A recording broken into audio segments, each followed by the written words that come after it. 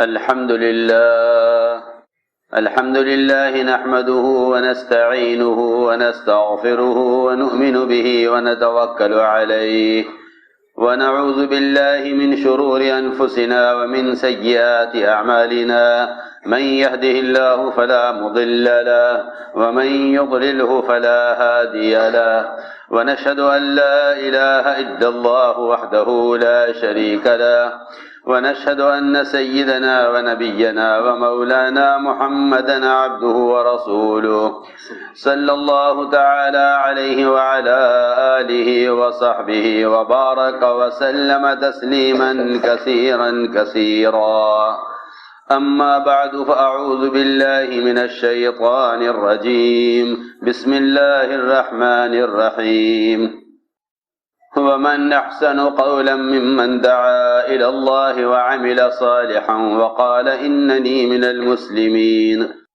وقال الله سبحانه وتعالى وإن تصبروا وتتقوا لا يضركم كيدهم شيئا.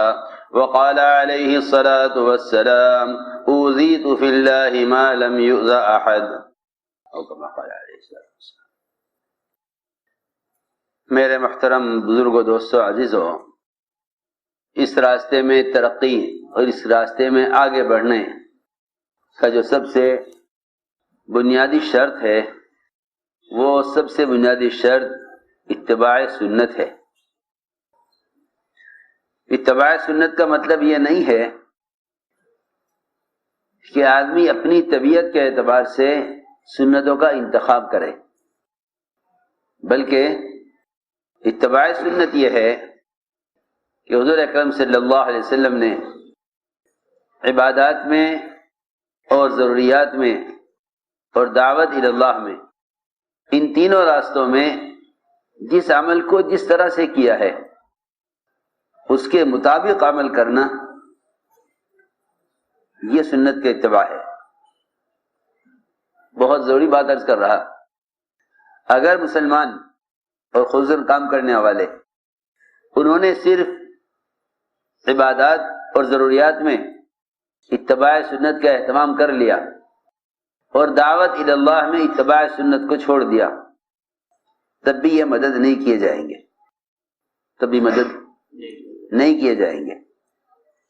اگر کام کرنے والوں نے عبادات میں اور ضروریات میں پوری طرح سنت کا اتباع کر لیا لیکن دعوت میں اتباع سنت کو چھوڑ دیا تو یہ مدد نہیں کیے جائیں گے، اس لیے کہ سب سے زیادہ اللہ تعالی کی طرف سے نصرت اور مدد کا سبب جو ملا وہ دعوت میں اتباع سنت پر ملا.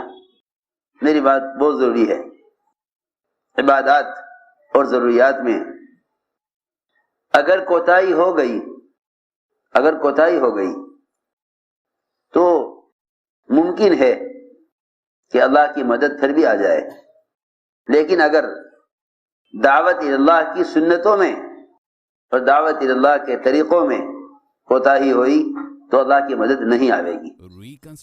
حضرت کا ملفوظ ہے مولانا صاحب علیہ کا، فرماتے تھے اگر تمہاری عبادات عرش تک پہنچ جائیں اور اللہ کے ہاں قبول بھی ہو جائیں لیکن آپس کا افتراق اور آپس کی اجتماعیت، آپس میں افتراق ہے اور اجتماعیت نہیں ہے تو اللہ کی نصرت باوجود عبادات مقبولہ کے بھی نہیں اترے گی.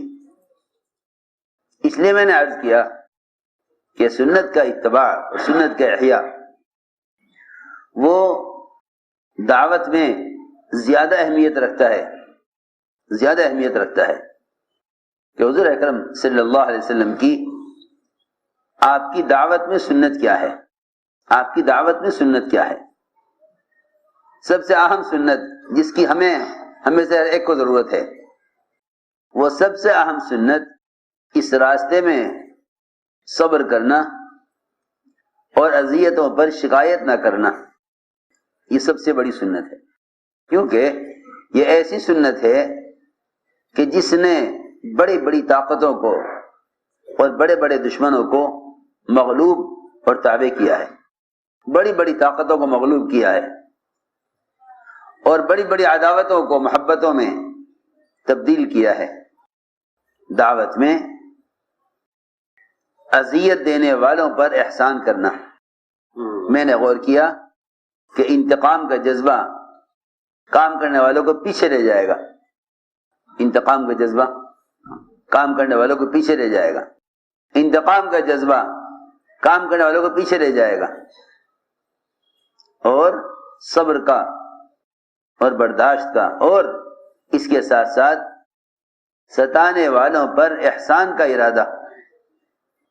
اس لیے کہ آپ صلی اللہ علیہ وسلم تمام انبیاء علیہ السلام سے اذیتوں میں آگے کیسے بڑھ گئے، جبکہ آپ صلی اللہ علیہ وسلم پر بعض وہ اذیتیں نہیں آئیں جو اور انبیاء علیہ السلام پر آئی ہیں، لیکن آپ اذیتوں میں آگے بڑھ گئے.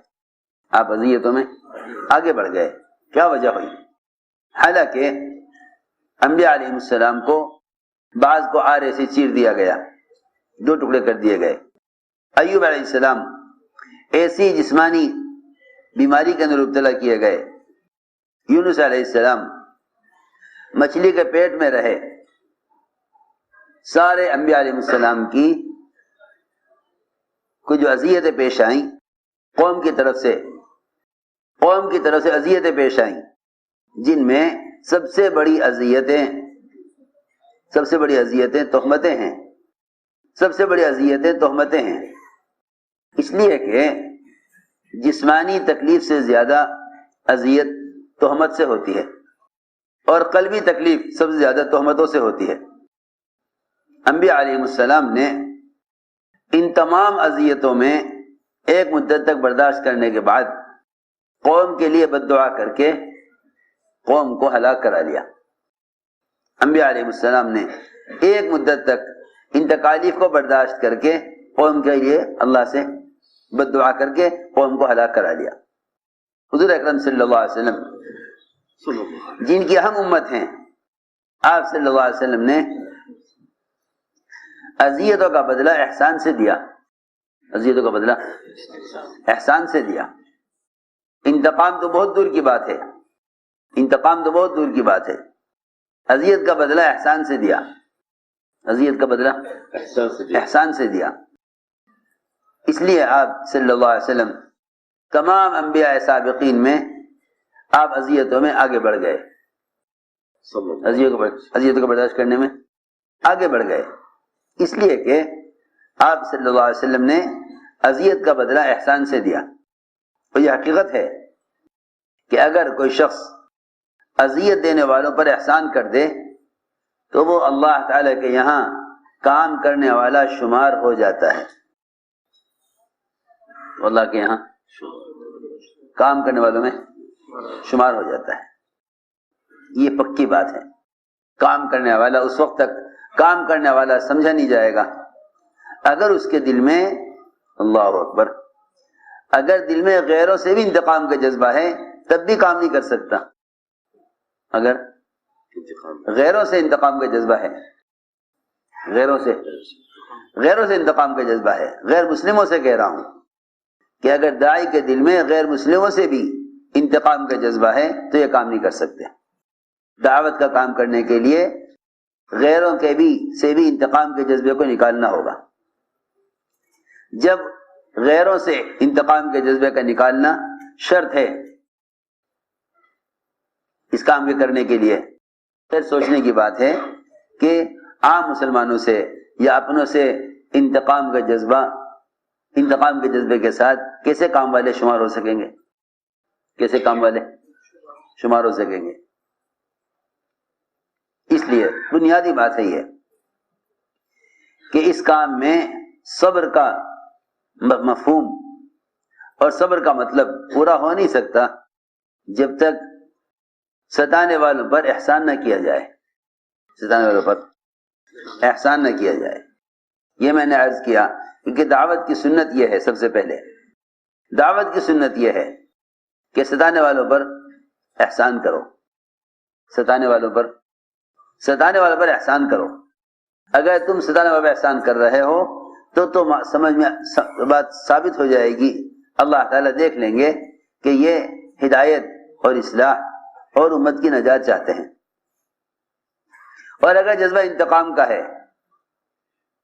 تو انتقام کا جذبہ رکھنے والا دنیا میں اذیتوں کا بدلہ چاہتا ہے. انتقام کا جذبہ رکھنے والا دنیا میں اذیتوں کا بدلہ چاہتا ہے. اور یہ بات طے ہے کہ جو شخص دنیا میں کسی چیز کا بدلہ چاہے گا اس کے لیے آخرت میں نہیں ہے. آخرت میں کوئی حصہ نہیں ہے. آخرت میں کوئی حصہ نہیں اس کا. جو دنیا میں بدلہ چاہے اس کا آخرت میں کوئی حصہ نہیں ہے. جو دنیا میں بدلہ چاہے اس کا آخرت میں کوئی حصہ نہیں ہے. اس لیے سب سے بنیادی صفت یہ ہے کہ اس کام میں انتقام کے جذبے سے نہ چلو. اس لیے کہ صبر کی سطح اور صبر کا مطلب اور صبر کا مفہوم ثابت ہی نہیں ہوتا جب تک ستانے والوں پر احسان نہ کیا جائے. یہ بھی نہیں کہ ستانے والوں سے بدلہ نہ لیا جائے، بلکہ صبر کی سطح یہ ہے، نبوت میں صبر کی سطح یہ ہے کہ ستانے والوں پر احسان کیا جائے. ستانے والوں پر احسان کیا جائے. ستانے والوں پر احسان کیا جائے، یہ صبر کا اصل درجہ ہے. کام کرنے والوں سے صبر میں یہی سطح مطلوب ہے.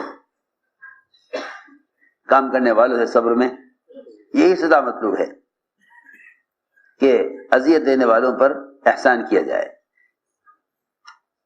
اس لیے کہ اللہ رب العزت نے انبیاء علیہ السلام کے صبر کو قوموں کی ہدایت کا ذریعہ بنایا ہے. وَجَعَلْنَا مِنْهُمْ أَئِمَّةً يَهْدُونَ بِأَمْرِنَا لَمَّا صَبَرُوا، کہ انبیاء علیہ السلام کا صبر کرنا قوموں کی ہدایت کا ذریعہ ہے. حضور اکرم صلی اللہ علیہ وسلم کو صبر میں آزمایا جاتا تھا. صبر میں آزمایا جاتا تھا. آپ کے صبر کو آزمانے کے لیے اور آپ کے صبر کو جانچنے کے لیے آپ کے ساتھ بتکلف زیادتی کی جاتی تھی. آپ کے ساتھ بتکلف زیادتی کی جاتی تھی. آپ کے صبر کو جانچنے کے لیے آپ کے ساتھ بتکلف زیادتی کی جاتی تھی. آپ صلی اللہ علیہ وسلم جانتے تھے کہ یہ میرے ساتھ جو کچھ ہو رہا ہے یہ اس کام کی وجہ سے ہو رہا. لوگ چاہتے ہیں خوشنام ہو کر کام کرنا، لوگ چاہتے ہیں باعزت ہو کر کام کرنا. اللہ تعالی نے آپ کی تسلی کے لیے فرمایا ما یقال لک الا ما قد قیل للرسل من قبلک، کہ آپ کو جو کچھ بھی کہا جائے آپ یہ نہ سمجھیے گا کہ یہ آپ ہی کے ساتھ ہو رہا، بلکہ آپ سے پہلے انبیاء علیہ السلام کو وہ سب کچھ کہا جا چکا ہے جو آپ کو کہا جا رہا. جو آپ کو کہا جا رہا یہ سب انبیاء علیہ السلام کو کہا جا چکا ہے. اگر آپ صبر کریں تو یہ بہتر ہے صبر کرنے والوں کے لیے. آپ صلی اللہ علیہ وسلم کے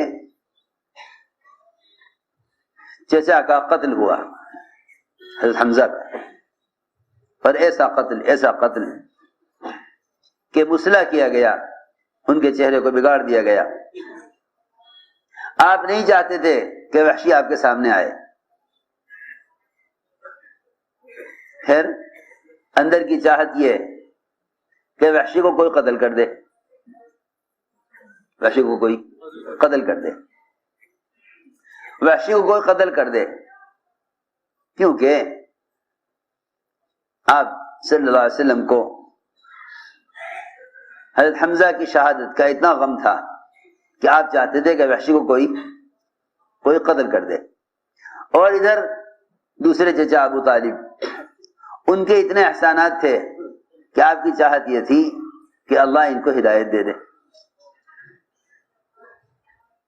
اللہ نے قیامت تک صبر کو سمجھانے کے لیے اور ہدایت کا راستہ بتلانے کے لیے، بہت عجیب بات ہے یہ، آپ کی چاہت یہ تھی کہ ہمارے محسن ابو طالب ہدایت پر آ جائیں، اور ہمیں تکلیف دینے والا وحشی جس نے ہمارے چچا کو قتل کیا اور ان کے ناک کان کاٹے، مسئلہ کیا، اس کو جہاں بھی ملے اسے قتل کر دیا جاوے۔ ستانے والے کی ہلاکت کا جذبہ آپ کے دل میں، ستانے والے کی ہلاکت کا جذبہ آپ کے دل میں، اور احسان کرنے والے کی ہدایت کا جذبہ آپ کے دل میں۔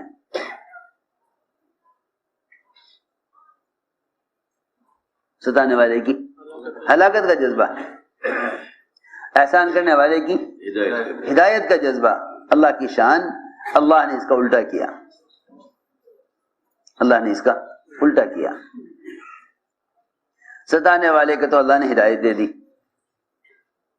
سب سے بڑی اذیت آپ کو جو پہنچی، کسی کے بارے میں آپ نے یہ نہیں فرمایا کہ تم میرے سامنے نہ آیا کرو۔ وحشی سے کہا کہ ٹھیک ہے تم مسلمان ہو گئے، میرے سامنے نہ آیا کرو، تمہیں دیکھ کے مجھے اپنے چچا حمزہ یاد آتے ہیں، ایک طرف رہا کرو۔ سوچنے کی بات ہے، جن کی ہلاکت کا جذبہ تھا اللہ نے ان کو تو ہدایت دے دی، اور جن کی ہدایت کا جذبہ تھا اللہ نے ان کے مقدمے میں ہلاکت لکھ دی۔ یہ اس بات کی، اس چیز کی تربیت کے لیے ہے، اس چیز کی تربیت کے لیے ہے، میری بات توجہ سننا، یہ اس چیز کی تربیت کے لیے تھا کہ اگر تمہارا جذبہ ستانے والے کی ہلاکت کا ہے تو یہ اچھا جذبہ نہیں، ممکن ہے کہ اللہ تعالیٰ انہیں ہدایت دے کے تمہارا معامل بنا دے۔ حضور اکرم صلی اللہ علیہ وسلم نے ستانے والوں کی بد دعا کا ارادہ کیا، ستانے والوں کے لیے بد دعا کا ارادہ کیا، ستانے والوں کے لیے بد دعا کا ارادہ کیا۔ اللہ تعالی نے فرمایا کہ نبی جی آپ کو اس کا حق نہیں ہے،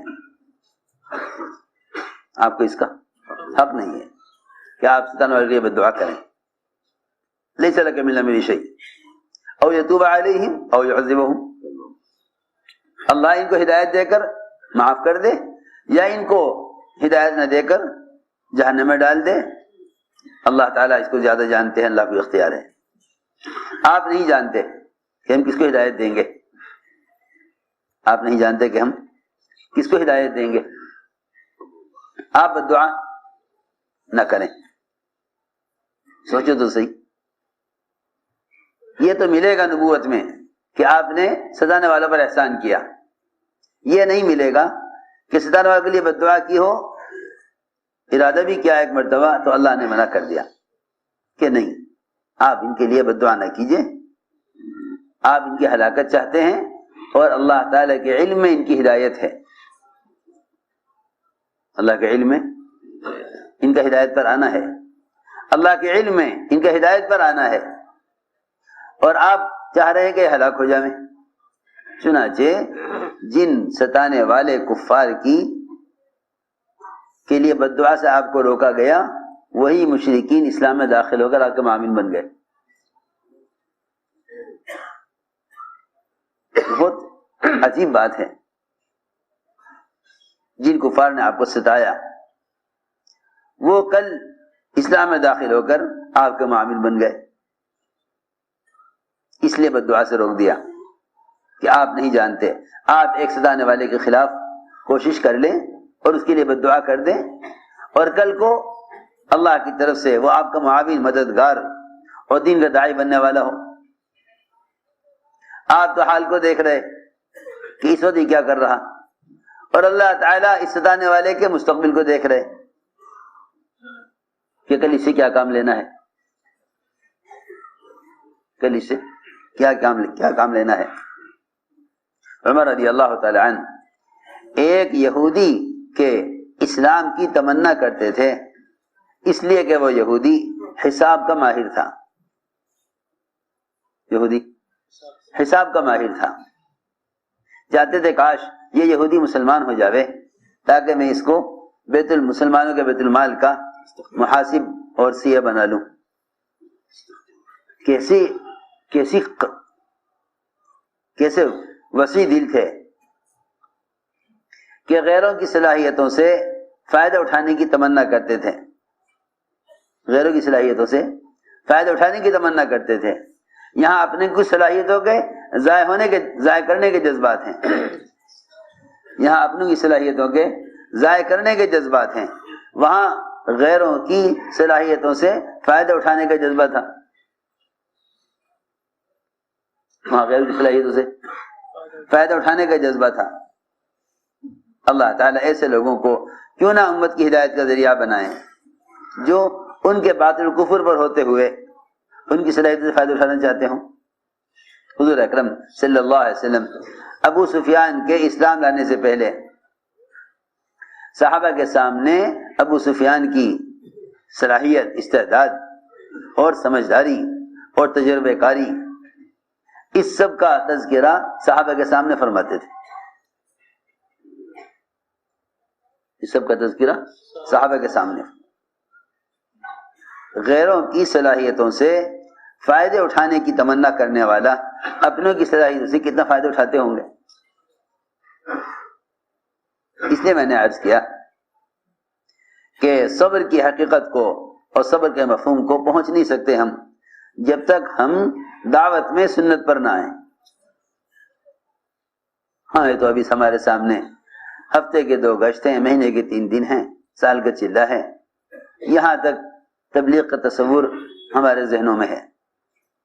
حالانکہ یہ غور کرنا چاہیے کہ وہ کون سی بنیادی صفت ہے جس سے غیر باوجود آپ سے عداوت اور آپ کے مقابلے کے آپ کے تابع اور آپ کے دین میں داخل ہوا کرتے تھے۔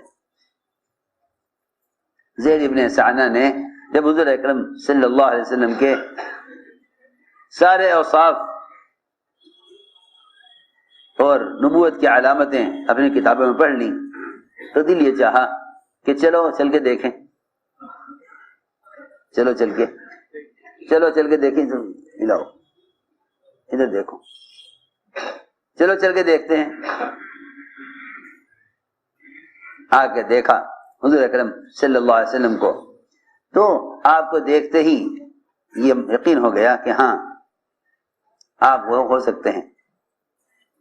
ظاہری علامتیں تو پائی جاتی ہیں، لیکن ایک ایسی علامت ہے جس کو جانچنے کے لیے آپ کے ساتھ کوئی معاملہ کرنا پڑے گا، اس لیے کہ کسی کے اخلاق اور کسی کی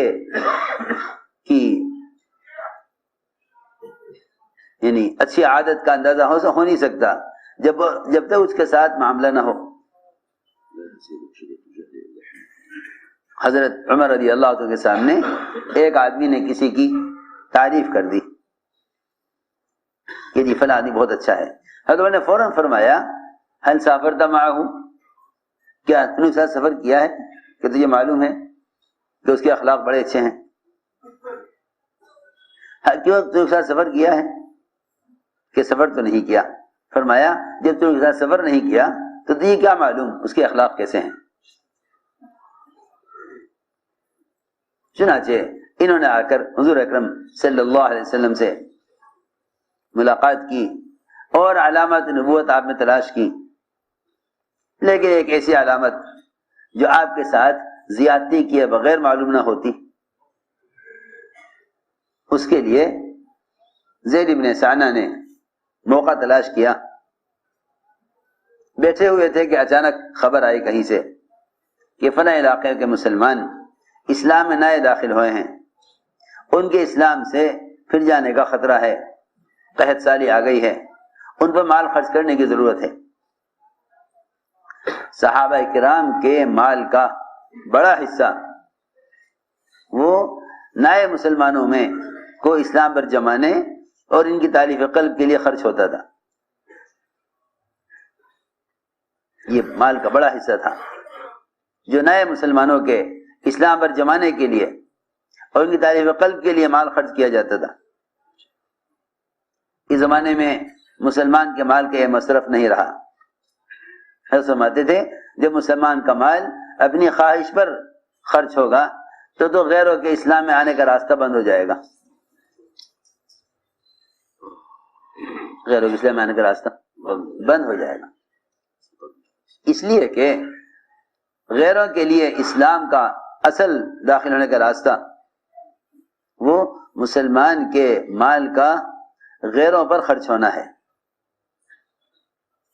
میری بات یاد رکھو، اگر مسلمان سے پہلے غیر مسلم نے یہ کام کر لیا، اگر مسلمان سے پہلے غیر مسلم نے یہ کام کر لیا کہ اس نے اپنے مال کو مسلمانوں پر خرچ کیا، تو مسلمان کے ارتداد کا خطرہ ہے۔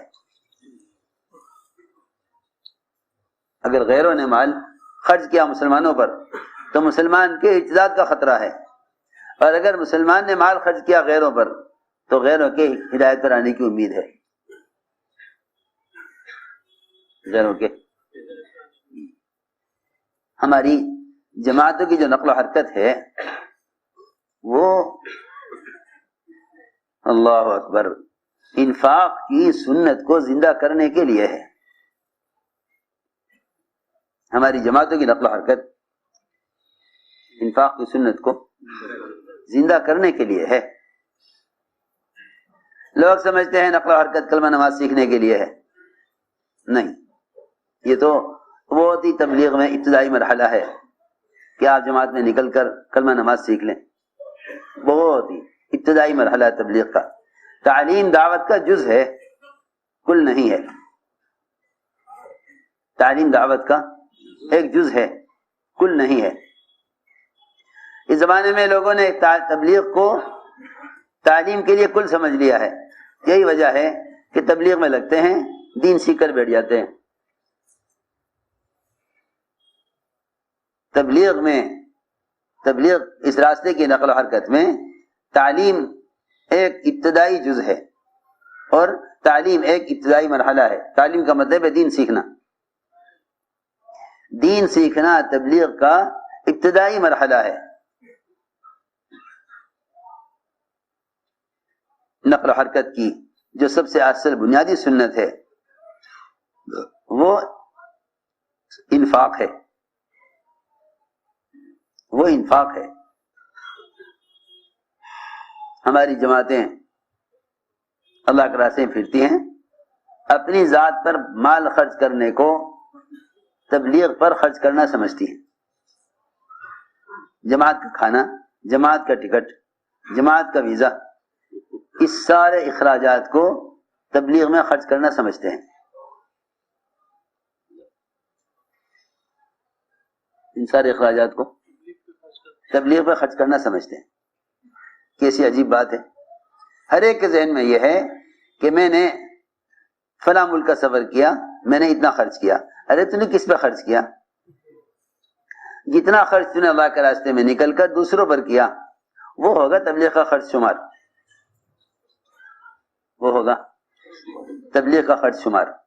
جو تو ذات کا خرچ کیا تو نے، اگر تو فلاں ملک میں تجارت کے لیے جاتا تب بھی تو خرچ کرتا، فلاں ملک میں فلاں صوبے میں تجارت کے لیے جاتا تب بھی تو مال خرچ کرتا۔ تبلیغ میں خرچ کا جو اصل مفہوم ہے اور انفاق کا جو اصل مطلب ہے وہ دوسروں پر خرچ کرنا ہے، وہ دوسروں پر خرچ کرنا ہے۔ تبلیغ میں انفاق کا مفہوم دوسروں پر خرچ کرنا ہے۔ اس لیے کہ فرماتے تھے اگر تم اس کام میں مہمان بن کے پھرو گے تو مدعو ہو کر پھرو گے، اور اگر داعی ہو کے پھر رہے ہو تو پھر تم میزبان ہوگے، جہاں جاؤ گے وہاں کے لوگ تمہارے مہمان ہوں گے۔ تو میں نے عرض کیا کہ صحابہ کے زمانے میں انفاق کا جو اصل مفہوم تھا انفاق کا، وہ دوسروں پر مال خرچ کرنا تھا، دوسروں پر مال خرچ کرنا تھا۔ ایک ایک مشرک کو آپ نے فتح مکہ کے موقع پر 100 اونٹ دیے، ایک مشرک کو 100 اونٹ۔ عجیب بات ہے، اپنوں کو مال سے محروم کیا، اپنوں کو مال سے محروم کیا، یہ دیکھنے کے لیے کہ یہ اپنے ہیں یا نہیں ہیں۔ اگر یہ مال کے ملنے پر خوش ہو جائیں، نہ ملنے پر ناراض ہو جائیں، پھر تو یہ کام کے قابل نہیں ہے. ہمیشہ یاد رکھو تالیف قلب اور قریب کرنا مال خرچ کر کے، یہ عوام الناس اور نئے لوگوں کی سطح ہے. یہ نئے لوگوں کی سطح ہے، کیونکہ اگر کام کرنے والے اپنوں کا اکرام کریں، کام کرنے والے اپنے متعلقین کا اکرام کریں، تو اس سے فرقہ بنے گا، امت نہیں بنے گی. اس سے فرقہ بنے گا، امت نہیں بنے گی. اس سے فرقہ بنے گا، امت نہیں بنے گی. کیونکہ قرب قیامت کی علامتوں میں سے ہے، قرب قیامت کی علامات میں سے ہے کہ کسی کو جان بوجھ کر سلام کرنا، کسی کو جان کر معرفت کی وجہ سے سلام کرنا، یہ قیامت کی نشانیوں میں سے ہے. اور قیامت اس وقت آئے گی جب امت میں پوری طرح تفرق پیدا ہو جائے. جب تک امت میں پوری طرح تفرق نہیں پیدا ہوگا قیامت نہیں آئے گی. قیامت آئے گی بدترین لوگوں پر، قیامت قائم کی جائے گی بدترین لوگوں پر. اس لیے اندازہ ہوتا ہے کہ سب سے بدترین کام وہ تفرق ہے، وہ تفرق سب سے بدترین کام ہے، کیونکہ شرار الناس پر قیامت قائم کی جائے گی، بدترین لوگوں پر. تو حدیث میں ہے کہ کسی کو اس لیے سلام کرنا کہ اس سے ہماری جان پہچان ہے، یہ قیامت کی نشانیوں میں سے ہے. قیامت کی نشانیوں میں سے التسلیم بالمعرفہ من اشراط الساعہ. قیامت کی نشانیوں میں سے ہے یہ کہ آپ کسی کو سلام کریں اس لیے کہ آپ اس کو پہچانتے ہیں، یہ علامت قیامت میں سے ہیں. اور میں نے اس لیے عرض کیا کہ سلام جس میں کوئی خرچ نہیں، جس میں کوئی خرچ نہیں، صرف زبان سے آپ کو السلام علیکم کہنا ہے، اگر بغیر کسی خرچ اور بغیر کسی دقت کے صرف سلام کرنا بھی جان پہچان کی وجہ سے ہو تو قیامت کی نشانیوں میں سے ہے. یہاں ہم سوچتے ہیں کہ مال خرچ کرنے کے لیے کس پر مال خرچ کریں. ہم سمجھتے تھے جب مسلمان کا مال خرچ کرنا اپنی ذاتی خواہش اور نفع کے لیے ہو جائے گا تو اللہ رب العزت برکتیں تو ان کے مال میں سے اٹھا لیں گے، ان کے مال میں سے تو برکتیں اٹھا لیں گے، اور غیروں پر خرچ نہ کرنے کی وجہ سے وہ اسلام کو سمجھ نہ سکیں گے، اسلام کو سمجھ نہ سکیں گے. عجیب بات ہے، سارے دنیا کی قوموں کو اسلام سمجھانے کے لیے سب سے بنیادی سبب اور سب سے بنیادی شرط وہ احسان ہے. ساری دنیا کی قوموں کو اسلام سمجھانے کے لیے بنیادی شرط احسان ہے. تم جتنا چاہو اسلام قرآن حدیث سے سمجھا لو، اپنے بے دین اور غیر وہ اسلام کو سمجھیں گے نہیں، اسلام کو سمجھیں گے نہیں احسان کے بغیر. اس لیے میں نے عرض کیا کہ اگر ہمارا مال خرچ کرنا یا ایک دوسرے کے کام آنا اس بنیاد پر ہے کہ یہ ہماری جماعت کا آدمی ہے، یہ ہماری جماعت کا آدمی ہے، تو اس سے امت میں تفرقہ پیدا ہوگا، اجتماعیت پیدا نہیں ہوگی. اس امت میں تفرقہ پیدا ہوگا. رفتہ رفتہ رفتہ رفتہ یہ ذہن بن جائے گا کہ کون ہمارا ہے کون ہمارا نہیں ہے. یہ رفتہ رفتہ یہ ذہن بنے گا، اور یہ ذہنی تفریق موجود ہے، ذہنی تفریق قائم ہو جائے گی. بھلے تم نمازیں ایک ساتھ پڑھ رہے ہو، بھلے تم ایک محلے میں رہ رہے ہو، لیکن ذہنی طور پر یہ تفریق پیدا ہو جائے گی، ذہنی طور پر تفریق پیدا ہو جائے گی. حضور اکرم صلی اللہ علیہ وسلم نے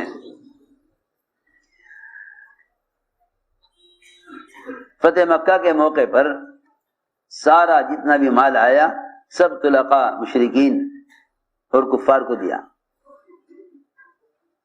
سارا مال مشرکین کو، کفار کو، اور جو نئے مسلمان ہوئے تھے ان پر خرچ کیا. انصار کو کچھ نہیں دیا، انصار کو کچھ نہیں دیا. میری بات بہت دھیان سے سننا. میں نے غور کیا کہ کام سے کام کرنے والے کب پیچھے ہٹ جاتے ہیں. جب کام کرنے والوں میں کسی بھی قسم کا مطالبہ پیدا ہو جاوے، کام کرنے والوں میں کسی بھی قسم کا مطالبہ پیدا ہو جاوے، جب کام کرنے والوں میں کسی بھی قسم کا مطالبہ پیدا ہو جاوے تو پھر یہ کام سے پیچھے ہٹ جائیں گے، یہ کام سے پیچھے ہٹ جائیں گے۔ جب مطالبہ پیدا ہو جاوے تو یہ کام سے پیچھے ہٹ جائیں گے۔ اس لیے کہا کہ اس کام میں تو موت تک مرنے تک احتیاج ہی احتیاج ہے، یعنی ہم محتاج ہیں، ہم محتاج ہیں، ہم محتاج ہیں۔ ہمارے یہاں احتجاج نہیں ہے کہ کسی بات کے نہ مانے جانے پر اسٹرائک کی جائے، اس کا اسلام میں اسٹرائک کا کوئی تصور نہیں ہے۔ اسٹرائک یہ کمیونسٹ مزاج ہے، اسٹرائک کرنا یہ کمیونسٹ مزاج ہے۔ اسلام میں احتجاج کہیں بھی نہیں ہے، اسلام میں احتجاج نہیں ہے، اسلام میں احتجاج نہیں ہے، اسٹرائک اسلام میں نہیں ہے۔ مسلمان اسٹرائک کرے، احتجاج اسلام میں ہے ہی نہیں۔ تو میں نے عرض کیا کہ اللہ تعالیٰ کام کرنے والوں کو اس امتحان سے بھی گزاریں گے، اس امتحان سے بھی گزاریں گے کہ جو بہت محنت کرنے والے ہوں گے، بہت کارنامے انجام دینے والے ہوں گے اور بڑے خطرناک موقعوں پر ساتھ دینے والے ہوں گے، جب کام پورا ہو جائے گا اور فتح ہو جائے گی اور غلبہ اسلام کو کفر پر پوری طرح حاصل ہو جائے گا، تو پھر ایک امتحان یہ ہوگا کام کرنے والوں کا کہ انہیں ان ساری کوشش اور محنت پر کچھ نہ دیا جائے، ساری کوشش اور محنت پر انہیں کچھ نہ دیا جائے۔ ایسا نہیں کہ حضور اکرم صلی اللہ علیہ وسلم انصار کو دینا بھول گئے یا یاد نہیں رہے، ایسا نہیں۔ امتحان تھا کہ جن انصار کی محنت اور کوشش سے آج اسلام اس قوت میں آیا، انصار کی کوشش محنت سے اسلام اس قوت پر آ گیا کہ مکہ فتح ہو گیا۔ جو مکے والے مکہ مکرمہ میں کھل کر نماز نہیں پڑھ سکتے تھے، دعوت دینا کھل کر ممکن نہیں تھا، یہاں سے سارے مہاجرین جان بچا کر چھپ کر نکلے۔ انصار نے سارے عرب سے عداوت مول لے کر، سب سے دشمنی لے کر ان کی نصرت کی، ان کو ٹھکانہ دیا۔ فتح مکہ کے موقع پر جب کام، دیکھو میری بات یاد رکھو، جب کام پورا ہونے لگے گا تب ہوگا امتحان، جب کام پورا ہونے لگے گا تب ہوگا امتحان کہ تم نے اب تک کام کس کے لیے کیا۔ جب کام پورا ہونے لگے گا تب ہوگا امتحان کہ تم نے کام کس کے لیے کیا۔ بہت توجہ سننا بات، جب کام پورا ہونے لگے گا تب ہوگا امتحان کہ تم نے کام کس کے لیے کیا۔ ادھر تو فتح مکہ یہ کام پورا ہو گیا، اور ادھر غزوہ احد یہ کام پورا ہو گیا تھا، صحابہ سب مال غنیمت سمیٹنے میں مصروف تھے۔ تو ہم نے امتحان لیا کہ دیکھنا یہ ہے کہ اس وقت یہ جبل رومات پر ہماری ہدایت کے مطابق جمتے ہیں یا مال غنیمت کی فضیلت ان سے ایک حکم کی نافرمانی کرا دیتی ہے۔ سوچو تو صحیح، خوب غور سے میں کیا کہہ رہا۔ دیکھنا یہ ہے، اب کام پورا ہوا ہے، میدان ہاتھ آ گیا، فتح ہو گئی، مشرکین سب بھاگ گئے، بہت مال غنیمت ہے احد میں۔ ہمیں دیکھنا یہ ہے کہ کام کرنے والے اس وقت حکم پر جمتے ہیں یا مال غنیمت کی فضیلت کی وجہ سے حکم توڑ دیتے ہیں۔ بہت جا کے بات سننا، یہاں مال غنیمت کی فضیلت میں صحابہ احد کے میدان میں جبل رومات سے نیچے اتر گئے،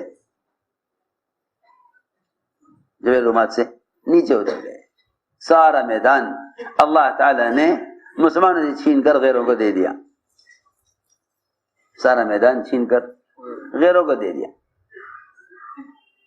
جب کام پورا ہو گیا تھا اس وقت امتحان ہوتا ہے. اس وقت امتحان ہوتا ہے اطاعت کا. اس وقت امتحان ہوتا ہے اطاعت کا جب کام پورا ہو جاتا ہے. یہاں کام پورا ہو گیا لیکن حکم باقی ہے. حکم باقی ہے. کام پورا ہو گیا, حکم باقی ہے. ہم تمہارے سامنے مال غنیمت پھیلا ہوا میدان میں, ہم دیکھنا چاہیں گے کہ تم اس وقت حکم پر جمتے ہو یا مال غنیمت کے لیے حکم توڑ دیتے ہو. چنانچہ 40 صحابہ نے مال غنیمت کی وجہ سے آپ کے حکم کی نافرمانی کر لی. میں اس لیے کہہ رہا ہوں کہ استقبال کے زمانے میں جب مال آئے گا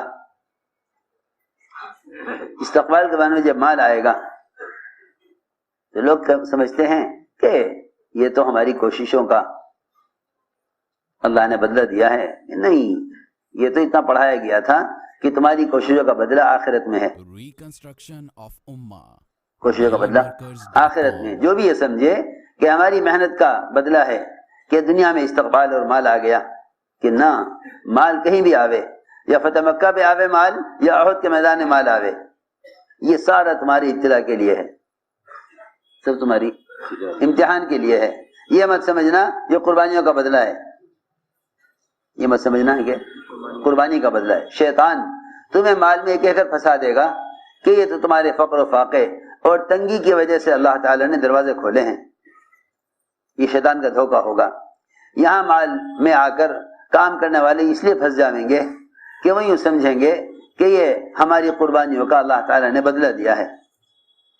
صحابہ کا ذہن اس بات سے اتنا ہٹایا گیا کہ فقراء صحابہ تو دنیا سے خوش گئے لیکن مالدار صحابہ دنیا سے خوش نہیں گئے. بہت توجہ چاہے گی بات, جا کے سننی پڑے گی. فقراء صحابہ دنیا سے خوش گئے, مالدار صحابہ دنیا سے خوش نہیں گئے.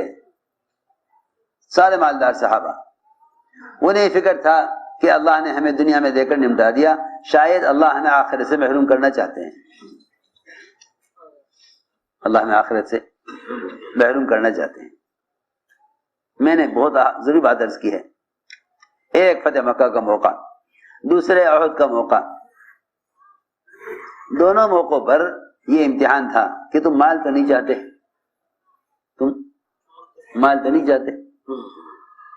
دونوں موقع ایسے تھے کہ تم مال تو نہیں چاہتے. اس لیے کہ مخلصین وہ ہوتے ہیں کہ جو فتوحات کے زمانے میں مال کو ابتلا سمجھتے ہیں. مخلصین وہ ہوتے ہیں جو فتوحات کے زمانے میں مال کو ابتلا سمجھتے ہیں. مخلصین وہ ہوتے ہیں کیونکہ مخلص مومن ہوتا ہے اور مومن اللہ کے نور سے دیکھتا ہے. مومن اللہ کے نور سے مومن دیکھتا ہے. یہ سمجھ جاتے ہیں کہ یہ مال ابتلا کے لیے ہے. میدان احد میں بکھرا ہوا مال مشرکین کا, یہاں امتحان تھا کہ تم مال کے لیے, مال غنیمت کے لیے حکم توڑتے ہو یا مال غنیمت کی پرواہ کیے بغیر حکم کو پورا کرتے ہو. حکم کو پورا کرتے ہو, یہ امتحان تھا. لیکن اس موقع پر 40 صحابہ جبل رما سے نیچے اتر گئے مال غنیمت کی فضیلت میں. سارا میدان اللہ نے چھین کر مشرکین کو دے دیا. یہیں سے مشرکین نے حملہ کیا دوبارہ اور سارا احد کا میدان مسلمانوں کے ہاتھوں سے غیروں کے ہاتھوں میں گیا. میں نے عرض کیا یہی ہوا. فتح مکہ میں خوب مال آیا, آپ نے سارا مال خرچ کیا مشرکین پر, کفار و طلقاء پر. ایک ایک مشرک کو 100 اونٹ دے دیے. انصار میں یہ بات پھیل گئی کہ ان پر اپنے وطن والوں کی محبت لوٹ آئی ہے, ہم نے ان کو ٹھکانہ دیا، ہم نے ان کا ساتھ دیا، ہم نے سارے یہود اور نصارہ اور سارے آس پاس کے عرب کے جتنے قبائل تھے ان سب سے دشمنی نے، ان سب سے لڑائی لڑی ہم نے آپ کے لیے، اور آپ کو ہم نے اپنے یہاں ٹھکانہ دیا۔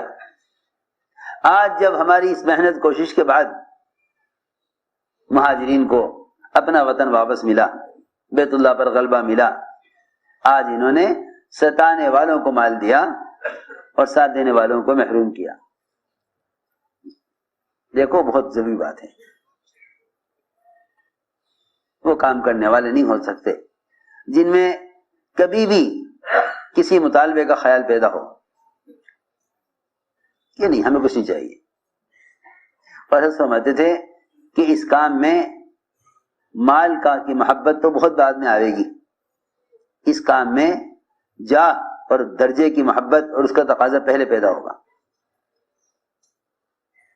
حب جاہ اس کام میں پہلے آئے گا حب مال سے، حب جاہ اس کام میں پہلے آئے گا حب مال سے،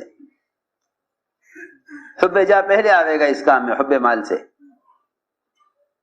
بلکہ ایک حضرت فرماتے تھے کہ حب جاہ نہیں بلکہ جب جاہ، کیا جب جاہ، جب مال، حب مال نہیں بلکہ جب مال، جب مال۔ حضرت فرماتے تھے کہ حب مال تو یہ ہے کہ مال کی محبت، اور جب مال یہ ہے کہ جب کہتے ہیں اندھے کنویں کو، جب کہتے ہیں اندھا کنواں،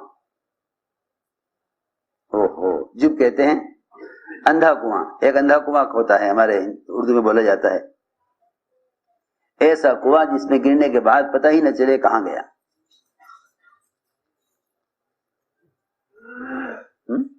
یوسف علیہ السلام کو جو ڈالا گیا وہ جب میں ڈالا گیا تھا، کنویں میں نہیں، عام کنواں نہیں بلکہ فی غیابت جب، جب کہتے ہیں اندھے کنویں کو، ہمارے یہاں اس طرح بولی جاتی ہے اندھا کنواں۔ ایسا ہوتا ہے کہ اس میں گرنے والے کا کچھ پتہ نہیں کہاں ہے، جس میں سے نکالا نہ جا سکے، خود سے نکل نہ سکے، ایسے کنویں کو جب کہتے ہیں۔ تو حضرت فرماتے تھے حب مال نہیں بلکہ جب مال، کہ ایسا اندھا کنواں ہے، ایسا اندھا کنواں ہے۔ دیکھو یاد رکھو، جب اس راستے میں مال آتا ہے تو ساتھی اس کو فتوحات سمجھتے ہیں، حالانکہ فتوحات ابتلا کے لیے ہیں، فتوحات ابتلا کے لیے ہیں۔ جب مکہ فتح ہوا اور مال آیا تو آپ نے سارا مال خرچ کیا اغیار پر۔ انصار میں یہ بات پھیل گئی کہ جب انہیں کوئی پوچھنے والا نہیں تھا، ان کو مکے سے نکالا گیا اور یہ اپنی دین بچا کر مدینے آئے، ہم نے ان کو ٹھکانہ دیا، ہم نے ان کا ساتھ دیا۔ انصار کی کوشش اور محنت سے جب اسلام کو فتح ہو گئی تو سارا مال خرچ کر دیا دوسروں پر۔ حضور اکرم صلی اللہ علیہ وسلم نے جب یہ بات سنی، آپ تک پہنچ گئی، فرمایا کہ انصار کو ایک جگہ جمع کر لیا جائے، ایک فرد بھی مہاجرین میں سے نہ ہو ان کے ساتھ۔ چنانچہ انصار جمع ہو گئے، آپ انصار میں تشریف لے گئے، بیان فرمایا۔ انصار سے آپ نے خود کہا کہ اے انصار، تم کہہ سکتے ہو، تم کہہ سکتے ہو ہمیں مکے سے نکالا گیا، تم نے ہمیں ٹھکانہ دیا، ہم مکے میں ذلت میں تھے، تم نے ہمیں عزت دی۔ انصار نے کہا کہ نہیں یا رسول اللہ، ہم میں سے کوئی یہ بات کہنے والا نہیں ہے، احسان ہمارا نہیں، احسان اللہ کے رسول کا ہے۔ آپ نے ساری باتیں یاد دلائیں، انصار نے کہا نہیں۔ فرمایا مجھے یہ بات پہنچی ہے کہ تم میں سے کسی نے یہ کہا ہے کہ جب حالات آ رہے تھے تو انصار مدد کے لیے تھے، جب مال آیا تو مال دوسروں کو دیا گیا، انصار کو نہیں پوچھا گیا۔ یہ امتحان اس لیے آتا ہے تاکہ اللہ مجھے معاف فرمائے اور سب کی حفاظت فرمائے، تاکہ چھٹائی ہو، تاکہ چھٹائی ہو، غربلہ چھٹائی، غربلہ۔ یہ اللہ سے پناہ مانگنے کا موقع ہے، کیونکہ جس طرح اللہ کی ذات مستغنی ہے، اس کا دین و دعوت بھی مستغنی ہے۔ اللہ تعالیٰ کے جس طرح اللہ کے عذاب سے ڈرنا چاہیے، اس طرح اللہ تعالیٰ کے غنا سے ڈرنا چاہیے، اس کی ذات مستغنی ہے، اس کی ذات مستغنی ہے۔ جو خوف اللہ کے عذاب کا ہو، جو خوف اللہ کے عذاب کا ہو، وہی خوف اس کی صمدیت کا بھی ہو، وہی خوف اس کی صمدیت کا بھی خوف ہو۔ بہت ضروری بات ہے۔ اللہ کے عذاب سے ایسے ڈرو جیسے اللہ تعالیٰ کے استغنا سے ڈرو، جیسے عذاب سے ڈرتے ہو ایسے اس کے استغنا سے ڈرو۔ اس کے ساتھ مستغنی ہے، اسے کسی کی ضرورت نہیں ہے، اسے کسی کی ضرورت نہیں ہے۔ وہ صحابہ جن کو اللہ تعالیٰ نے خود منتخب کیا ہے اپنے نبی کی نصرت کے لیے، اللہ نے فرمایا اگر تم دعوت اللہ کے اس کام میں اپنے نبی کی مدد نہیں کرو گے، اگر تم دعوت اللہ میں اپنے نبی کی مدد نہیں کرو گے تو اللہ تعالیٰ تمہیں ہٹا کر دوسروں کو لائیں گے۔ اللہ کے استغنا سے اس طرح ڈرو جس طرح اس کے عذاب سے ڈرتے ہو، کیونکہ اللہ تعالیٰ کو عاجزی پسند ہے، اللہ کو عاجزی پسند ہے۔ میں نے عرض کیا کہ یہ فتوحات کے زمانے ابتلا کے ہوتے ہیں، امتحان کے ہوتے ہیں، اطمینان کے نہیں ہوتے۔ عجیب بات ہے، لوگ سختی کے زمانے میں تو، اعراض کے زمانے میں تو دعائیں مانگتے ہیں، گریہ زاری کرتے ہیں، اپنی کوشش محنت کا انکار کرتے ہیں، اور جب اللہ تعالیٰ ان کا امتحان لیتے ہیں مال اور استقبال دے کر تو پھر یہ مدعی ہو جاتے ہیں، دعویٰ کر بیٹھتے ہیں۔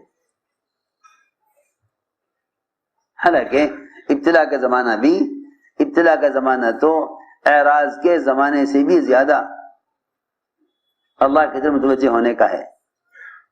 تو میری بات غور سے سننی پڑے گی، بہت ضروری بات ہے۔ جب کہیں حالات آتے ہیں، تنگی آتی ہے، تو کام کرنے والے روتے ہیں، دھوتے ہیں، اللہ سے مانگتے ہیں، پھر اللہ تعالیٰ اچھے حالات لاتے ہیں۔ ان حالات میں پہلے سے زیادہ اخلاص، پہلے سے زیادہ دعائیں، پہلے سے زیادہ اپنی عاجزی کا اعتراف کرنا ضروری ہوتا ہے، ورنہ لوگ استقبال کے زمانے میں بے فکر ہو جاتے ہیں، استقبال کے زمانے میں بے فکر ہو جاتے ہیں۔ تو ہم نے عرض کیا کہ آپ نے انصار کو کچھ نہ دیا، انصار میں یہ بات پھیل گئی۔ تب آپ نے انصار سے پوچھا تو انصار نے کہا کہ ہم میں سے کسی نئے آدمی نے یہ بات کہی ہوگی، پرانے میں سے کسی نے یہ بات نہیں کہی۔ یہ فرق بتایا نئے پرانے کا، فرق بتایا نئے اور پرانے کا۔ کسی بھی چیز کا مطالبہ نیا آدمی کرے گا، چاہے وہ تبلیغ میں کتنا بھی پرانا ہو، تبلیغ میں کتنا بھی پرانا ہو، نئی چیز کا، کسی بھی چیز کا مطالبہ نیا آدمی کرے گا، چاہے تبلیغ میں کتنا بھی پرانا ہو۔ آپ نے انصار کے امتحان اس طرح لیا، کچھ نہ دو ان کو، دیکھو کیا کہتے ہیں۔ تو انصار نے اعتراف کیا کہ پرانے میں سے کسی نے یہ بات نہیں کہی، کسی نئے نے کہی ہے۔ میرے دوستو عزیزوں،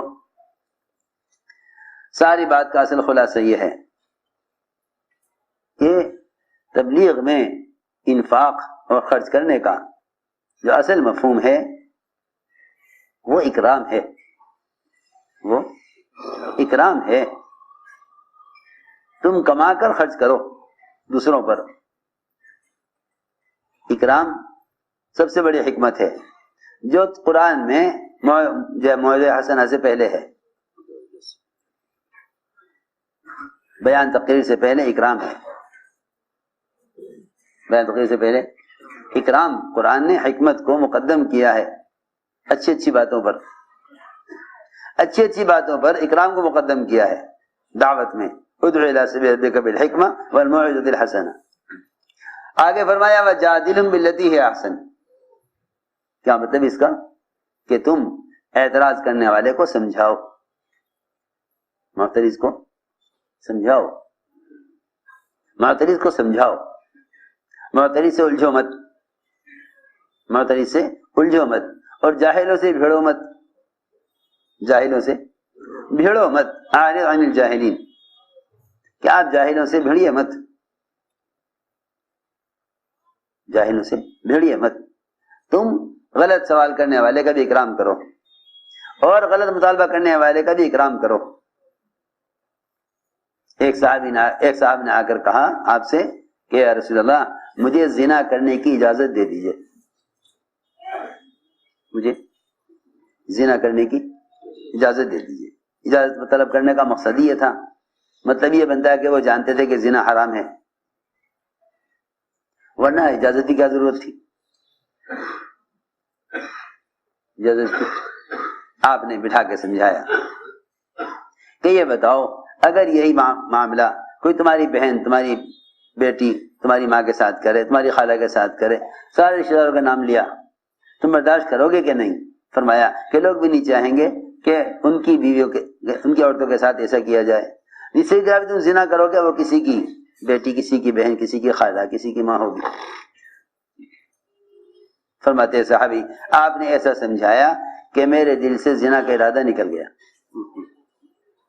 میرے دل سے زنا کا ارادہ نکل گیا، اس طرح سمجھایا۔ میں عرض کر رہا تھا کہ اصل میں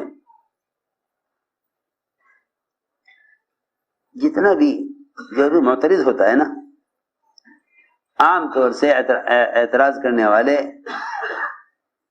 وہ حقیقت سے ناواقف ہوتے ہیں، حقیقت سے ناواقف ہوتے ہیں، بجائے اس کے کہ اکرام اور احسان سے قریب ہو کر ان کو صحیح بات بتلاؤ،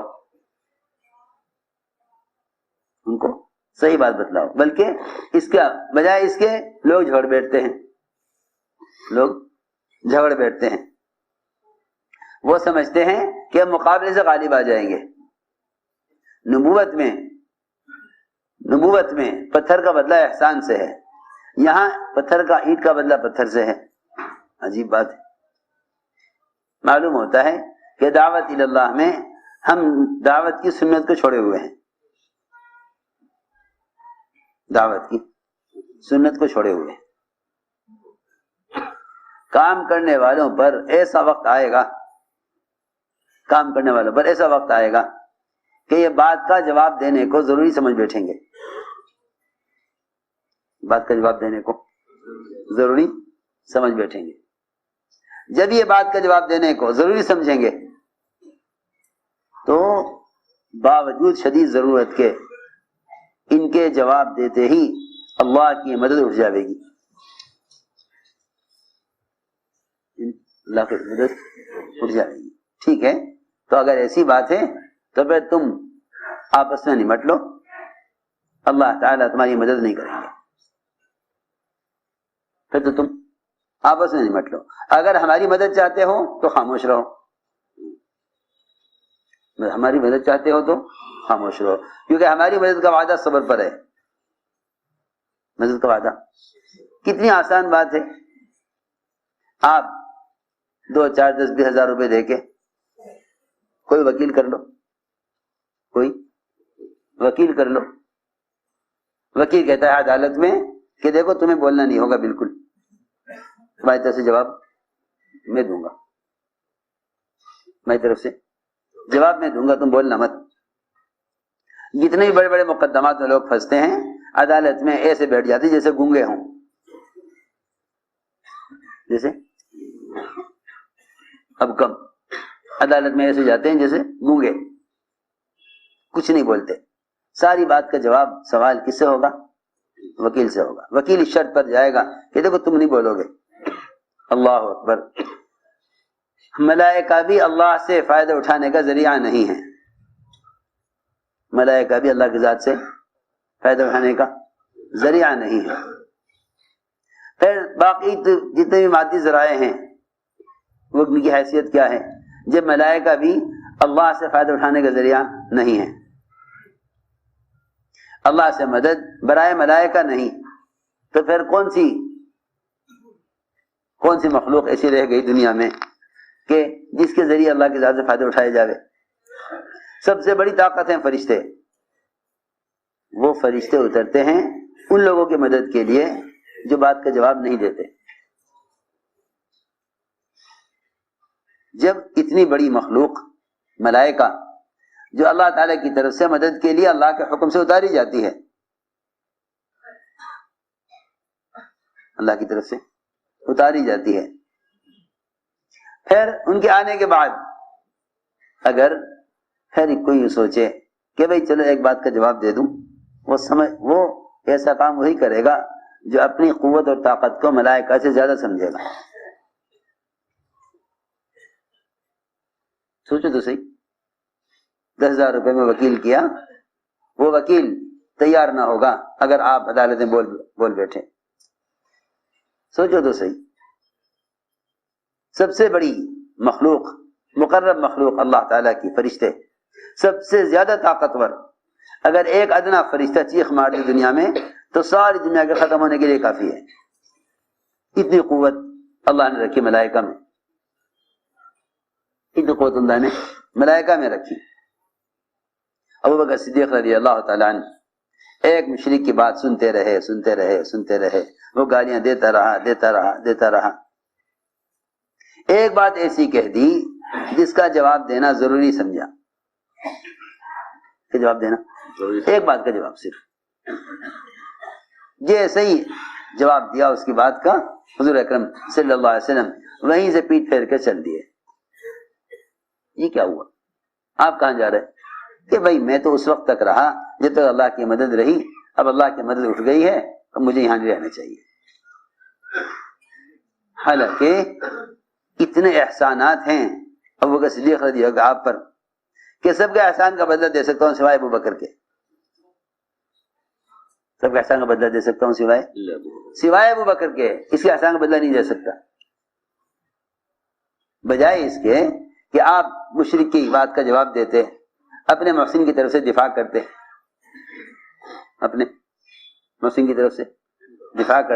بھئی ابوبکر کے ہم پر احسانات ہیں، کوئی بزرگ کچھ کہے گا تو ہم جواب دیں گے. نہ خود جواب دیا نہ ان کو جواب دینے دیا.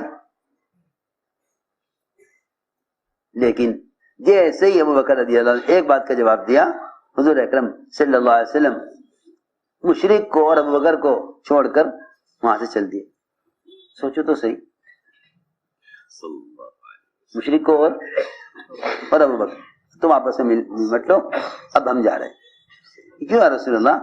اس نے اتنا کچھ کہا، میں نے کوئی جواب نہ دیا، ایک بات کا میں نے جواب دے دیا تو آپ جانے لگے. آپ نے فرمایا جب تک تم خاموش تھے فرشتہ جواب دے رہا تھا. جب تک تم خاموش تھے فرشتہ جواب دے رہا تھا. جب تم نے جواب دے دیا ایک بات کا تو فرشتہ جانے لگا. تو مجھے خیال ہوا کہ جب اللہ کی مدد اٹھ رہی ہے تو مجھے بھی رہنا چاہیے. تو سوچو تو صحیح، اتنے بڑے محسن آپ کے، سارا مال جان سب کچھ لگا دیا، آپ نے کسی بات کا جواب نہ دیا. اس لیے کہ دوستو عزیزو، بات اصل یہ تھی کہ سب سے اہم اور بنیادی صفت دعوت میں صبر کی ہے. انتقام کا جذبہ نہ ہو. میں نے خوب غور کیا، جتنا بھی فساد بڑھ رہا ہے وہ صرف سوال جواب پر بڑھ رہا ہے. ہمارے یہاں تو ایک ہی سوال ہے صرف کہ آیا امت اللہ کے فرائض پر آ رہی نہیں آ رہی؟ اس کے لیے کیا کر رہے؟ جو تم سے سوال کرے بھئی کیا ہو رہا، اس سے پوچھو تو نے آج کتنے مسلمانوں کو دعوت دی، کتنوں کو تو اللہ آج تو نے کتنوں کو نماز پڑھوا دی، یہ بتلا دے. ہائے، کام کرنے والوں کے ذہنوں سے یہ سوال ختم ہو گیا.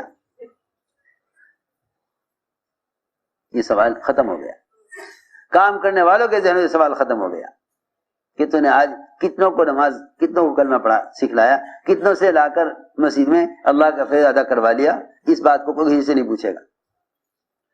سارے کے سارے ایسے موضوع کو لے کے بیٹھے ہوئے ہیں جس کا تبلیغ اور دعوت دین سے دور کا بھی کوئی تعلق نہیں ہے. اصل بات یہ تھی حضور اکرم صلی اللہ علیہ وسلم کے یہاں بھی کارگزاری ہوا کرتی تھی. بتاؤ بھائی آج کیا ہوا؟ آج یہ سارے خیر کے کام کس نے کیے؟ روزہ کس نے رکھا؟ صدقہ کس نے کیا؟ جنازے کے ساتھ کون گیا؟ یہ سارے سوالات جب ہونے لگے تو یہ نہیں کہ 5 کاموں کے لیے 5 آدمی کھڑے ہوتے، ایک ہی آدمی بار بار کیا، ہاں یا رسول اللہ آج ہی میں نے یہ کیا، میں نے آج یہ بھی کیا، میں نے آج یہ بھی کیا، میں نے آج یہ بھی کیا. میں نے آج یہ بھی کیا. سارے کام ابوبکر صدیق رضی اللہ عنہ اکیلے کیے. سوچنے کی بات ہے. ہمارا تو اللہ معاف کرے موضوع ہی بدلا ہوا ہے. کیونکہ اگر 24 گھنٹے کا فکر یہ ہو کہ امت جہنم سے کیسے بچ جاوے تو 24 گھنٹے اس فکر کے اعتبار سے استعمال بھی ہوگا. 24 گھنٹے اس فکر کے اعتبار سے استعمال بھی ہو. جب دل میں یہ موضوع ہی نہیں ہے اور یہ دل میں فکر ہی نہیں ہے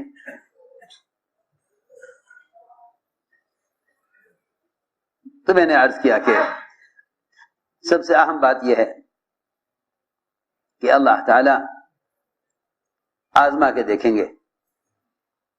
اس آزمائش میں صبر کرنے والے پار اتریں گے. تو میں نے عرض کیا کہ حضور اکرم صلی اللہ علیہ وسلم نے یہ مزاج بنایا تھا کہ جواب نہ دو بلکہ ستانے والوں پر احسان کرو، ستانے والوں پر احسان کرو. انفاق سے احسان سکھلایا، انفاق سے احسان سکھلایا کہ تم احسان کرو.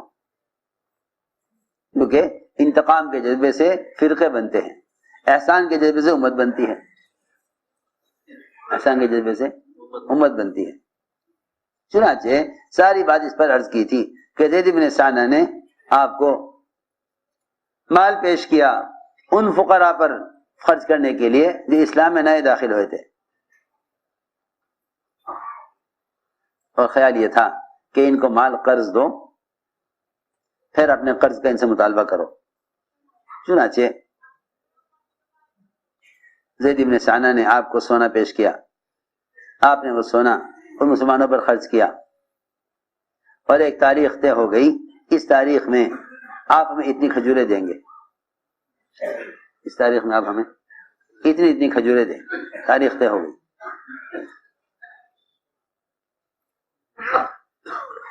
اس تاریخ کے آنے سے 3 دن پہلے حضور اکرم صلی اللہ علیہ وسلم بقی میں تھے. اچانک یہ زید بن ثانہ آئے اور موقع دیکھا کہ ابھی 3 دن باقی ہیں قرض کے ادا کرنے میں، ان پر حملہ کرو اور ان کو دھکا دو اور ان سے اپنے قرض کا مطالبہ کرو. 3 دن گزر گئے تو یہ خود ہی دے دیں گے، کیونکہ نبی امین ہوتے ہیں، نبی امین ہوتے ہیں. موقع زیادتی کرنے کا موقع رہے گا نہیں اگر خود انہوں نے پیش کر دیا، قرضہ خود ہی ادا کر دیا. 3 دن باقی تھے قرض کی ادائیگی میں. زید بن ثانہ نے آپ کا گریبان پکڑا اور آپ کو دھکا دیا دیوار کے ساتھ اور سخت لہجے میں بات کی اور یہ کہا تم قریشی تو ٹال مٹول ہی کرتے ہو، وقت پر قرضہ ادا نہیں کرتے، وقت پر قرضہ ادا نہیں کرتے. یہ کہہ کر زید بن ثانہ نے آپ کو دیوار کے ساتھ دھکا دیا اور آپ سے اپنے قرض کا مطالبہ کیا. حالانکہ بھی 3 دن باقی تھے.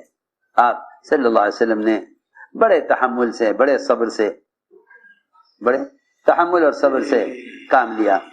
یہ بتانے کے لیے کہ تم جو چاہو کرو، تم جو چاہو کرو، ہم تمہاری ہدایت چاہتے ہیں. یہ بتانے کی تم جو چاہو کرو، ہم تمہاری ہدایت چاہتے ہیں. ہدایت چاہنے کا تعلق اس سے نہیں کہ تم گشت کر لو، دعوت دے دو. ہدایت چاہنے کا تعلق اس سے ہے کہ تم جن کی ہدایت چاہتے ہو ان کی طرف سے آنے والی اذیتوں پر صبر کر لو. چنانچہ جب یہ زید بن ثانہ نے یہ کیا تو حضرت عمر سے برداشت نہ ہوا. عمر رضی اللہ عنہ تلوار نکال لی، حضرت عمر نے تلوار نکال لی، تلوار سوت لی حضرت عمر نے قتل کرنے کے لیے، اجازت دیجیے میں اسے قتل کر دوں۔ واقعی عجیب بات ہے، آج کل اللہ مجھے معاف کرے ایسا سیاسی ذہن بن کے رہ گیا کہ لوگ اپنے حامیوں کو دبانے کو بے وقوفی سمجھتے ہیں اور اپنے حامیوں کی حمایت کرنے کو عقل مندی سمجھتے ہیں۔ سوچو تو صحیح، جو اپنے حمایتی کو دبائے اور غیروں کو نوازے ان کو لوگ بے وقوف کہتے ہیں۔ کیا بتاؤں تمہیں، ملکوں میں جو حکومتیں بنتی ہیں نا، وہ اپنے اعتماد کے لوگوں کو ساتھ لے کر دوسروں کا مقابلہ کرتے ہیں، اور نبوت کا مزاج یہ ہے کہ تم غیروں پر احسان کر کے ان کی ہدایت کی کوشش کرو اور اپنوں کو دبا کے رکھو، اپنوں کو دبا کر رکھو۔ عجیب بات ہے، غیروں کو نوازو اپنوں کو دباؤ۔ یہاں مزاج یہ ہے سیاست میں کہ غیروں کا مقابلہ کرو اپنوں کو نوازو، یہ ہمارے آدمی ہیں انہیں مال دے دو۔ اللہ کی شان، لوگ تو بیچارے مال خرچ کر کے اپنے آدمی تیار کرتے ہیں اور قلوب اللہ کے ہاتھ میں ہے، قلوب اللہ کے ہاتھ میں ہے۔ صبح کو حکومت بننی تھی، رات کو 4 اعتماد کے آدمیوں نے انکار کر دیا، خوب مال خرچ کیا کہ یہ ہمارے حق میں ووٹ دیں گے۔ اللہ کی شان، رات کو سوئے، صبح کو اللہ ان کے دلوں کو پھیر دیا، حکومت گر گئی۔ کیا ہوا کہ 4 وزراء نے اعتماد کا ووٹ نہیں دیا۔ تم دیکھتے صبح شام ملک کی حکومتیں بنتی ہیں گرتی ہیں، اعتماد کا ووٹ نہیں دیا۔ کیا بات ہو گئی؟ سارا مال لے کر اعتماد کا ووٹ نہیں دیا۔ میں تمہیں کس طرح سمجھاؤں؟ ہر سمجھتے تھے کہ بادشاہتوں کی بادشاہت اجسام پر ہوتی ہے اور نبوت کی بادشاہت قلوب پر ہوتی ہے، نبوت کی بادشاہت قلوب پر ہوتی ہے۔ بادشاہوں کی بادشاہت اجسام پر ہوتی ہے، نبوت کی بادشاہت قلوب پر ہوتی ہے۔ اس لیے مال سے دل کبھی نہ جڑیں گے، مال سے دل کبھی نہ جڑیں گے۔ حضور اکرم صلی اللہ علیہ وسلم نے اس کی تعلیم دی اس موقع پر کہ دیکھو یہ تمہارے ساتھ کوئی زیادتی کرے تو تمہیں بدلے میں کیا کرنا چاہیے، بجائے اس کے کہ آپ حضرت عمر سے کہتے کہ دیکھو یہ میرا آدمی ہے، میرا ساتھ دے رہا، میرا آدمی ہے میرا ساتھ دے رہا۔ ہم اللہ معاف کرے سب کا مزاج یہ ہے کہ جو ہمارا ساتھ دے وہ ہمارا آدمی، جو ہمارا ساتھ نہیں تو ہمارا آدمی نہیں ہے۔ سارے گروپ اسی سے بنے ہیں، سارا تفریقہ اسی سے پیدا ہوا۔ اللہ اکبر۔ اگر اپنی مدد کے لیے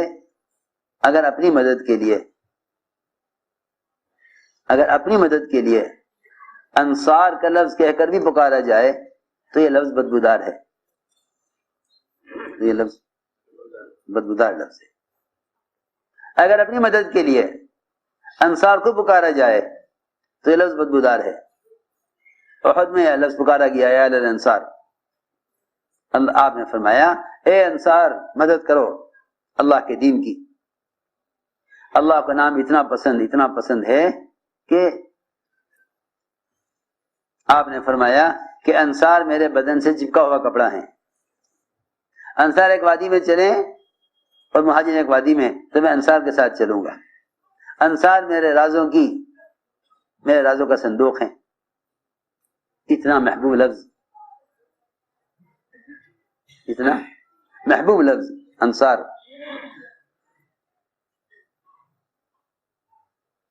انصار اتنا محبوب لفظ، اللہ کو بھی محبت اس لفظ سے، رسول کو بھی محبت۔ لیکن جب ہے محبت انصار کے لفظ سے، جب یہ انصار کا لفظ پکارا جائے دین کی مدد کے لیے، لیکن یہ انصار کا لفظ اگر پکارا جائے اپنی حمایت کے لیے، انصار کا لفظ پکارا جائے اپنی حمایت کے لیے. تو فرمایا حضور اکرم صلی اللہ علیہ وسلم نے کہ یہ انصار کا لفظ پکارنے والا یہ زمانہ جاہلیت کی پکار ہے. حالانکہ زمانہ جاہلیت میں کہاں انصار تھے؟ زمانہ جاہلیت میں کہاں انصار تھے؟ انصار یہی ہے پکار، زمانہ جاہلیت کی پکار ہے. اور یہ بدبودار لفظ ہے، کیونکہ انصاری نے پکارا انصار کو اپنی مدد کے لیے. غزوہ مرثیہ میں جب دو صحابہ میں آپس میں لڑائی ہو گئی پانی لینے پر، دو میں اختلاف ہوا. انہیں پکارا اپنی قوم کو انصار نے کہ انصار میری مدد کرو. مہاجرین نے کہا مہاجرین کو پکارا میری مدد کرو، میری مدد کرو. جب ان دونوں نے اپنی اپنی مدد کے لیے اپنی اپنی قوم کو آواز لگائی تو آپ نے فرمایا کہ یہ آواز اور یہ پکار زمانے جاہلیت کی پکار ہے، دعویٰ جاہلیہ. اور یہ فرمایا کہ یہ بڑا بدبودار لفظ ہے، یہ بڑا بدبودار لفظ یا للانصار یا للمہاجرین، بڑا بدبودار لفظ ہے. دیکھو تو صحیح، اسی لفظ کو انصاری نے پکارا تو بدبودار، اسی لفظ کو اللہ کے نبی نے پکارا تو وہ لفظ محبوب. ایک ہی لفظ ہے مگر دونوں کے ارادے مختلف ہیں. آپ کا ارادہ دین کی مدد کے لیے پکارنے کا تھا، انصاری کا ارادہ اپنی مدد کے لیے پکارنے کا تھا. اور فرمایا کہ یہ بدبودار لفظ ہے. تو میں نے عرض کیا کہ حضور اکرم صلی اللہ علیہ وسلم نے حضرت عمر سے فرمایا کہ عمر یہ کیا کیا تم نے؟ عمر بجائے اس کے نعوذ باللہ آپ حضرت عمر کو بھی مدد کے لیے استعمال کرتے. آپ نے فرمایا کہ عمر یہ کیا کیا تم نے؟ عمر یہ تم نے کیا کیا؟ تمہیں چاہیے تھا کہ مجھ سے کہتے کہ اس کا حق ادا کروں، اس کا حق ہے میرے ذمہ، مجھ سے کہتے کہ میں اس کا حق ادا کروں. اور اس سے کہتے کہ اسلام میں مطالبہ کرنے کا طریقہ یوں نہیں ہے، بلکہ اسلام یہ سکھلاتا ہے. اللہ اکبر. ایک آدمی آپ کے ساتھ زیادتی کر رہا، گریبان پکڑ رہا، دھکا دے رہا، قرض کا مطالبہ کر رہا، اور آپ اس محال میں بھی اس کو تعلیم دینا چاہتے ہیں. یہاں تو تعلیم کا نظام وہاں تک محدود ہے جہاں تک لوگ طلب لے کر آویں علم کی. وہاں تعلیم اور دین سکھلایا جا رہا ہے ایسے شخص کو جو آپ کے ساتھ زیادتی کر رہا. تو اس کو بتلاؤ کہ اسلام میں اپنے حق کے مطالبے کا کیا طریقہ ہے. تعلیم دو. تم صرف طالب علم کو تعلیم دیتے ہو، جو تمہاری ساتھ زیادتی کر رہا تم اسے بھی تو تعلیم دو. اس کو طریقہ بتلاؤ، اس کو طریقہ بتلاؤ کہ تعلیم کہ اسلام میں اپنے حق کا مطالبہ کرنے کا کیا طریقہ ہے. تم اس کو طریقہ بتلاؤ. اب جاؤ عمر، اس کو لے جاؤ اور اس کو اس کا حق دینا، اور اس کو 70 کلو کھجوریں زائد دینا. اس کے حق سے کتنی؟ 70 کلو زیادہ. احسان وہ نہیں جو احسان کے بدلے میں ہو، احسان وہ ہے جو اذیت کے بدلے میں ہو. احسان کے بدلے میں احسان کرنا یہ تو حق کا واجب ہے، سب جانتے ہیں. اذا حییتم بتحیۃ فحی باحسن منها او ردوها. کوئی تمہیں ہدیہ دے تو تمہیں چاہیے کہ اس جیسا ہدیہ یا اس سے بہتر ہدیہ اس کو دو. حق کا واجب ہے. اس سے یہ کرنا کون سا کمال ہے؟ تمہیں کوئی ستائے پھر تم اس پر احسان کرو تو معلوم ہوگا کہ تم کیا چاہتے ہو. لے گئے تمہارے ان کو لے جا کے ان کو ان کا حق دیا اور 70 کلو کھجوریں زائد دی. کہ یہ کیا دے رہے؟ میرا تو حق پورا ہو گیا، میرا تو اتنا ہی بنتا تھا۔ حضرت عمر نے فرمایا کہ حضور اکرم صلی اللہ علیہ وسلم نے مجھے حکم دیا ہے کہ کیونکہ عمر تو نے اس کو قتل کی دھمکی دی تھی، اس لیے تجھے چاہیے کہ اس پر احسان کر، اس کی زیادتی کا ذکر نہیں، اس کی زیادتی کا کوئی ذکر نہیں، بلکہ یہ فرمایا کہ تمہیں چاہیے کہ اس پر احسان کرو، تمہیں چاہیے کہ اس پر احسان کرو، اس لیے کہ تم نے اس کے ساتھ زیادتی کی ہے، کہ تم نے اس کو تلوار سے دھمکی دی۔ چنانچہ عمر لے گئے، ان کو ان کا حق دیا۔ اس نے یہ دیکھ کر یقین کر لیا کہ بے شک آپ ہی محمد صلی اللہ علیہ وسلم ہیں، آپ ہی اللہ کے رسول ہیں۔ کلمہ شہادت پڑھ کر اسلام میں داخل ہوئے، کلمہ شہادت پڑھ کر اسلام میں داخل ہوئے۔ آپ نے فرمایا، حضرت عمر نے پوچھا کہ تم کون ہو؟ کہ میں زید بن ثانہ۔ کہ تم نے یہ حرکت کی اللہ کے نبی کے ساتھ عالم ہوتے ہوئے، جانتے ہوئے؟ کہ ہاں عمر، یہ اس لیے کرنا پڑا مجھے تاکہ مجھے یقین ہو جائے کہ واقعی آپ اللہ کے نبی ہیں۔ تو حضور اکرم صلی اللہ علیہ وسلم کی نبوت کو اور آپ کی دعوت کو امت نے آپ کی سخاوت اور احسان سے اور آپ کے صبر سے اور آپ کے اخلاق سے آپ کی دعوت کو سمجھا تھا۔ دعوت اسلام ہے، دعوت تو اسلام کا تعارف ہے، دعوت اسلام کا تعارف ہے۔ اسلام سمجھاؤ دعوت سے، اسلام سمجھاؤ دعوت سے، کہ اسلام سمجھاؤ دعوت سے۔ اس لیے میرے دوستو عزیزو، کام تو مسلسل صبر کرنے کا ہے، کام مسلسل صبر کرنے کا ہے، کام مسلسل صبر کا ہے، کام مسلسل صبر کرنے کا ہے۔ کب تک؟ کہ صبر کرو موت تک، صبر کرو موت تک۔ اس لیے کہ کافر کی خواہش کا میدان اتنا وسیع ہے کہ اس کی قبر خواہش کے میدان کے اندر ہے، اس کی قبر خواہش کے میدان کے اندر ہے، اس کا میدان ہے خواہش اس کی موت سے زیادہ وسیع ہے۔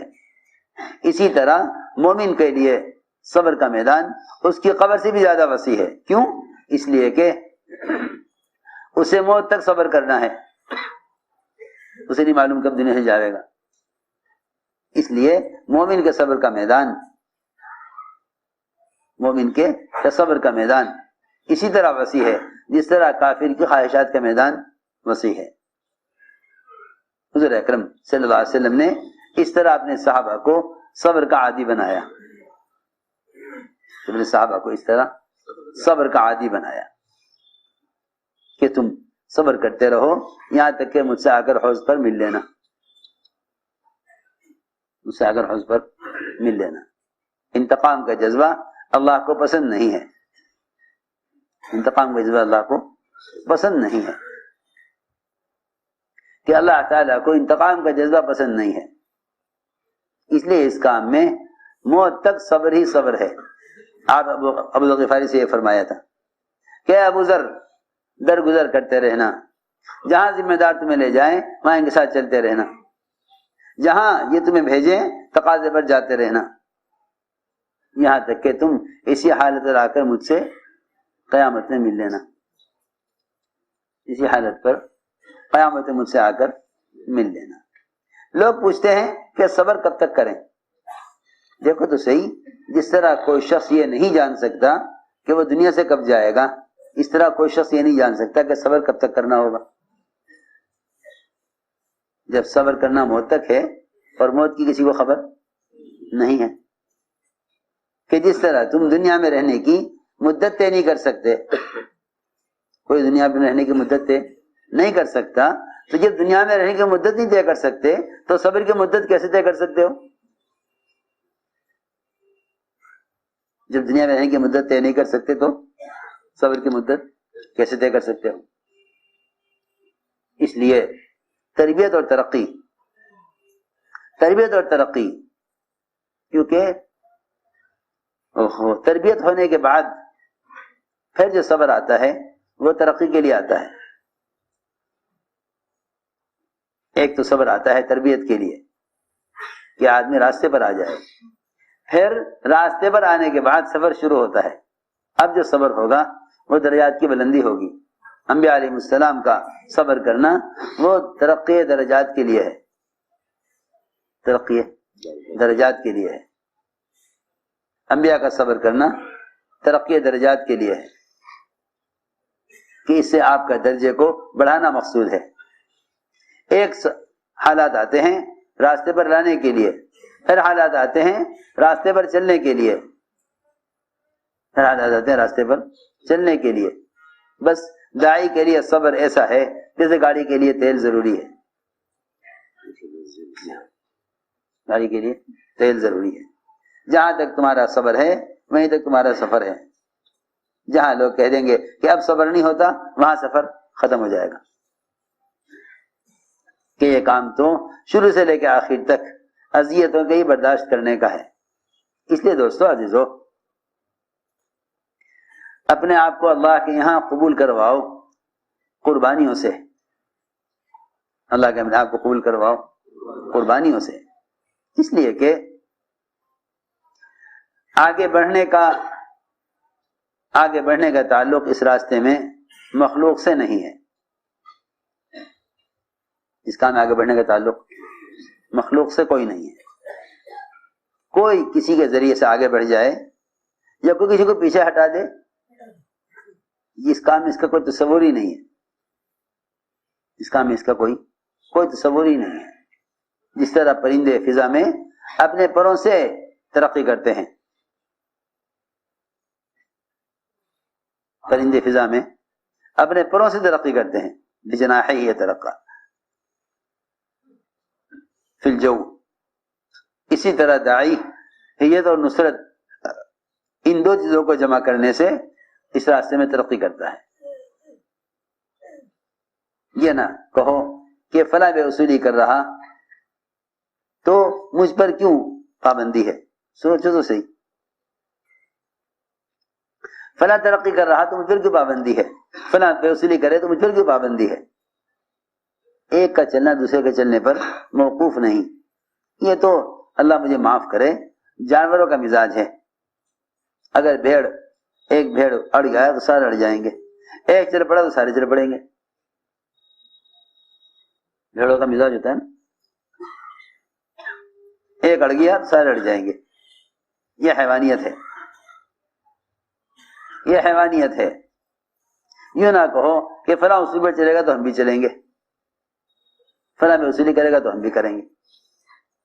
نہیں، ہر ایک کے چلنے کا میدان مستقل ہے. ہر ایک کے چلنے کا مستقل میدان ہے. تو میں نے عرض کیا کہ اس کام میں کوئی کسی کو آگے بڑھا دے، کسی کو کوئی پیچھے ہٹا دے، اس کام میں کوئی تصور ہی نہیں ہے. ہر ایک کا آگے بڑھنا یا پیچھے ہٹنا اس کی اپنی ذات سے متعلق ہے. اس کی اپنی ذات سے متعلق ہے. اپنی خلوتوں کو اللہ تعالی کے اور اپنے درمیان اتنا پاکیزہ بنا لو. حدیث میں آتا ہے کہ اگر کوئی شخص چھپ کر کوئی گناہ کرے، کوئی شخص چھپ کر کوئی گناہ کرے، کوئی شخص چھپ کر کوئی گناہ کرے اور اس کے گناہ کو کسی نے نہ دیکھا ہو، اس کے گناہ کو کسی نے دیکھا ہو، تو بغیر لوگوں کے دیکھے ہوئے اس شخص کی نفرت لوگوں کے دلوں میں پیدا ہو جائے گی. اس کی نفرت لوگوں کے دلوں میں پیدا ہو جائے گی. اور اگر کوئی شخص چھپ کر کوئی عبادت کرے، چھپ کر کوئی عبادت کرے اور اس کی عبادت کو کسی نے نہ دیکھا ہو، تو اللہ رب العزت باوجود لوگوں کے نہ دیکھنے کے لوگوں کے دلوں میں اس کی محبت پیدا فرما دیں گے.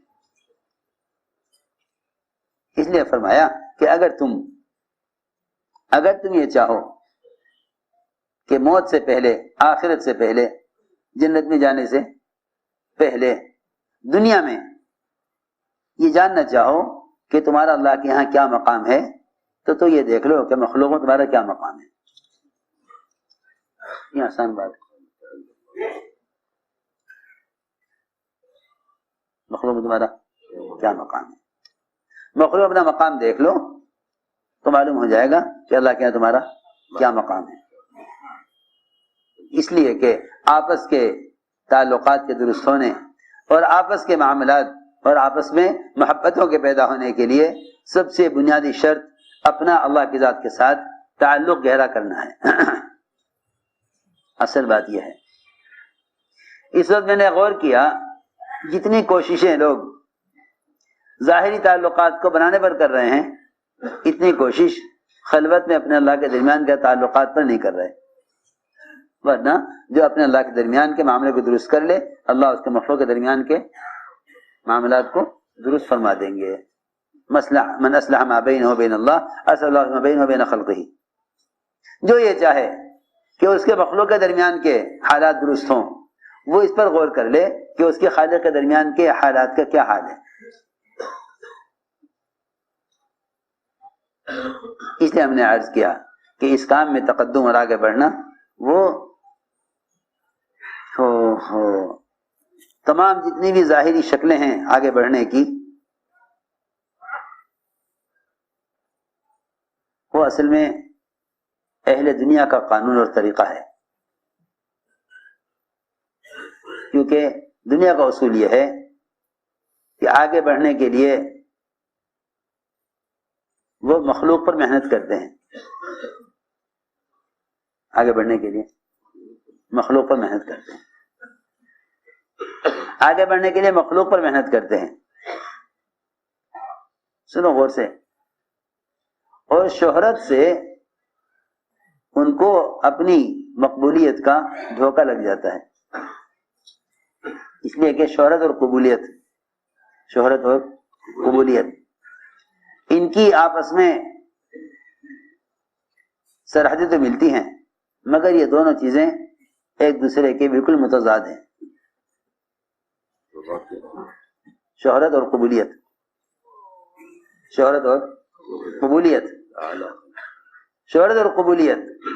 دونوں کے درمیان بہت بڑا فرق ہے. شہرت اور قبولیت دونوں کے درمیان بہت بڑا فرق ہے. ایسا فرق ہے جیسا زمین آسمان کے درمیان فرق ہے. کیوں؟ اس لیے کہ قبولیت آسمان سے زمین کی طرف آتی ہے اور شہرت زمین سے بادلوں تک بھی نہیں جاتی.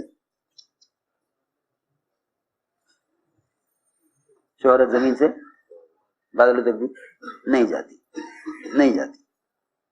اور قبولیت کہ آسمان اول سے قبولیت کے اعلان آسمان دنیا تک ہوتے ہیں. 7 آسمانوں پر اعلان ہوتا ہے ایک فرد کی قبولیت کا مستقل.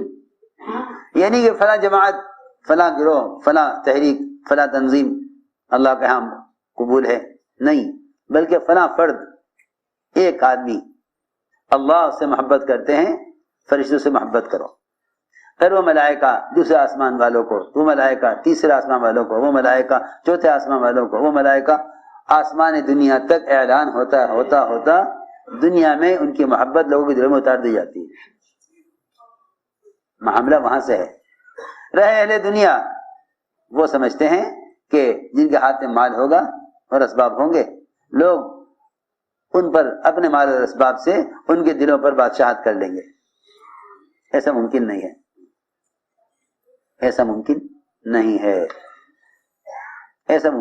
اللہ نے فرما دیا اپنے نبی سے جتنا مال دنیا میں ہے سارا بھی آپ خرچ کر دیں گے تو آپ ان کے دلوں کو جوڑ نہ سکتے.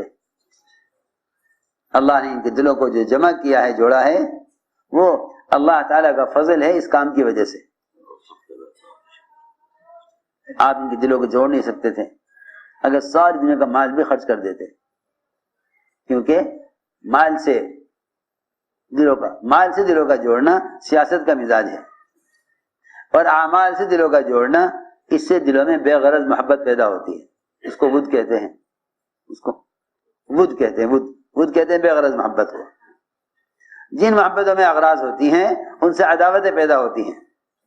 اور جو محبتیں بے غرض ہوتی ہیں، جو تعلقات بے غرض ہوتے ہیں ان سے محبتیں پیدا ہوتی ہیں.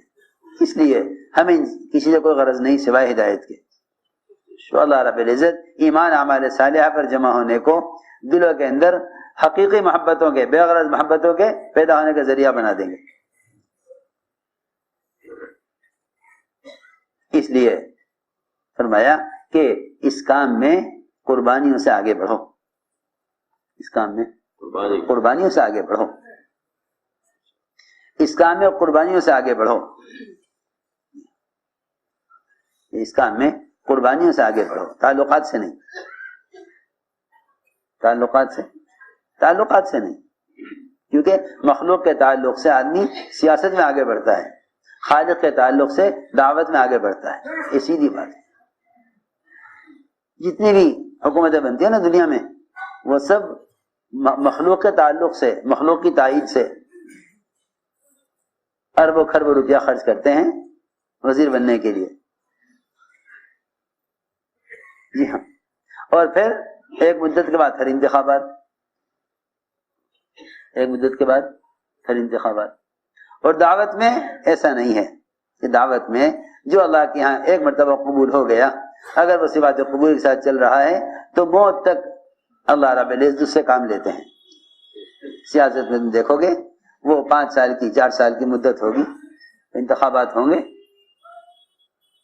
ایڑی چوٹی کا زور لگاویں گے مال خرچ کر کے کہ ہمیں قبول کر لو، ہمیں قبول کر لو. یہ قبولیت نہیں ہے. تو میں نے عرض کیا کہ دونوں چیزیں الگ الگ ہیں، ایک شہرت، ایک قبولیت. بس بعض مرتبہ شہرت سے قبولیت کا دھوکہ لگ جاتا ہے،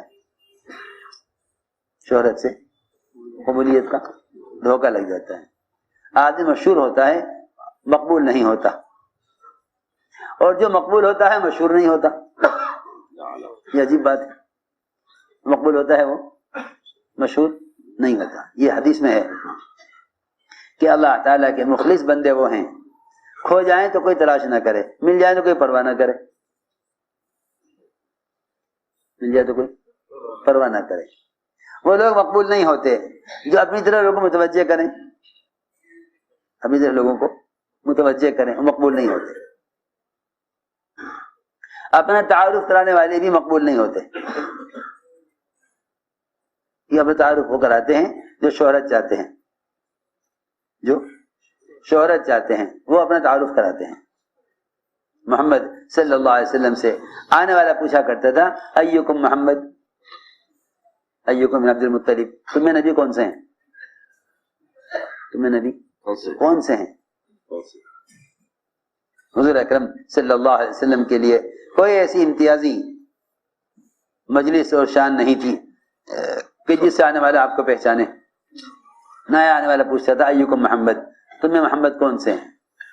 اور آپ اپنا تعارف خود کراتے تھے، اپنا تعارف خود کراتے تھے. آنے والا پوچھتا تھا ایکم ابن عبد المطلب، تمہیں کون ہیں عبد المطلب کی اولاد؟ آپ تعارف خود کراتے تھے. عدی ابن حاتم نے حضور اکرم صلی اللہ علیہ وسلم کو جو پہچانا ہے وہ پہچانا ہی اس سے کہ آپ کے پاس عورتیں بچے بیٹھے ہوئے تھے، آپ کے پاس اور بچے آپ کے قریب بیٹھے ہوئے تھے. دور سے دیکھ کر کہنے لگے اگر یہ بادشاہ ہوتے تو عورتیں بچے ان کے قریب نہ بیٹھتے، کیونکہ بادشاہوں میں تکبر ہوتا ہے، وہ اپنے قریب والوں کو بھی اپنے پاس بٹھانے کو اپنے کبر کی وجہ سے عیب سمجھتے ہیں.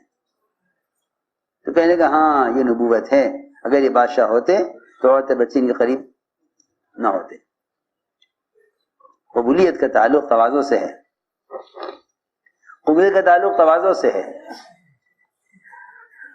قبولیت کا تعلق تواضع سے ہے. اس لیے صحابہ کرام اپنے آپ کو چھپایا کرتے تھے، اپنے آپ کو چھپایا کرتے تھے، تعارف کی جگہوں سے اپنے آپ کو بچایا کرتے تھے. ابو ذر غفاری رضی اللہ تعالیٰ عنہ کو لوگوں نے کہا آپ صحابی ہیں، حضور اکرم صلی اللہ علیہ وسلم کے صحابی ہیں، اور یہی صحابی ہیں جنہیں آپ نے آخر تک صبر پر آمادہ کیا تھا. آپ نماز پڑھا دیجئے، فرمایا کہ نہیں، میں نماز نہیں پڑھاؤں گا، کیونکہ میں نے حضور اکرم صلی اللہ علیہ وسلم سے اس کا عہد کر لیا تھا کہ میں دو پر امیر نہ بنوں گا۔ لوگوں نے کہا کہ آپ صحابی ہیں، نماز پڑھا دیجیے۔ فرمایا نہیں، غلام کے پیچھے پڑھ لوں گا لیکن پڑھاؤں گا نہیں۔ چنانچہ حبشی غلام کو آگے بڑھایا، کہا کہ تم نماز پڑھاؤ، میں تمہارے پیچھے نماز پڑھوں گا۔ حالانکہ اس وقت کوئی صحابی نہیں تھا وہاں، ایک ہی صحابی تھے، لیکن باوجود صحابی ہونے کے نماز کے لیے کہ آگے نہ بڑھے کہ میں امامت کا حقدار ہوں کیونکہ میں صحابی ہوں، تم تابعی ہو۔ حبشی غلام کو آگے بڑھایا اور ان کے پیچھے نماز پڑھی۔ لوگوں نے صحابی ہونے کے سے آگے بڑھایا۔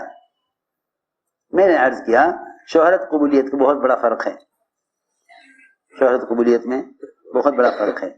جو شہرت چاہتے ہیں وہ تعارف خود کرا دیتے ہیں، اور جو قبولیت والے ہوتے ہیں وہ تو اپنے صحابی ہونے کا بھی انکار کر دیتے ہیں۔ اللہ اکبر۔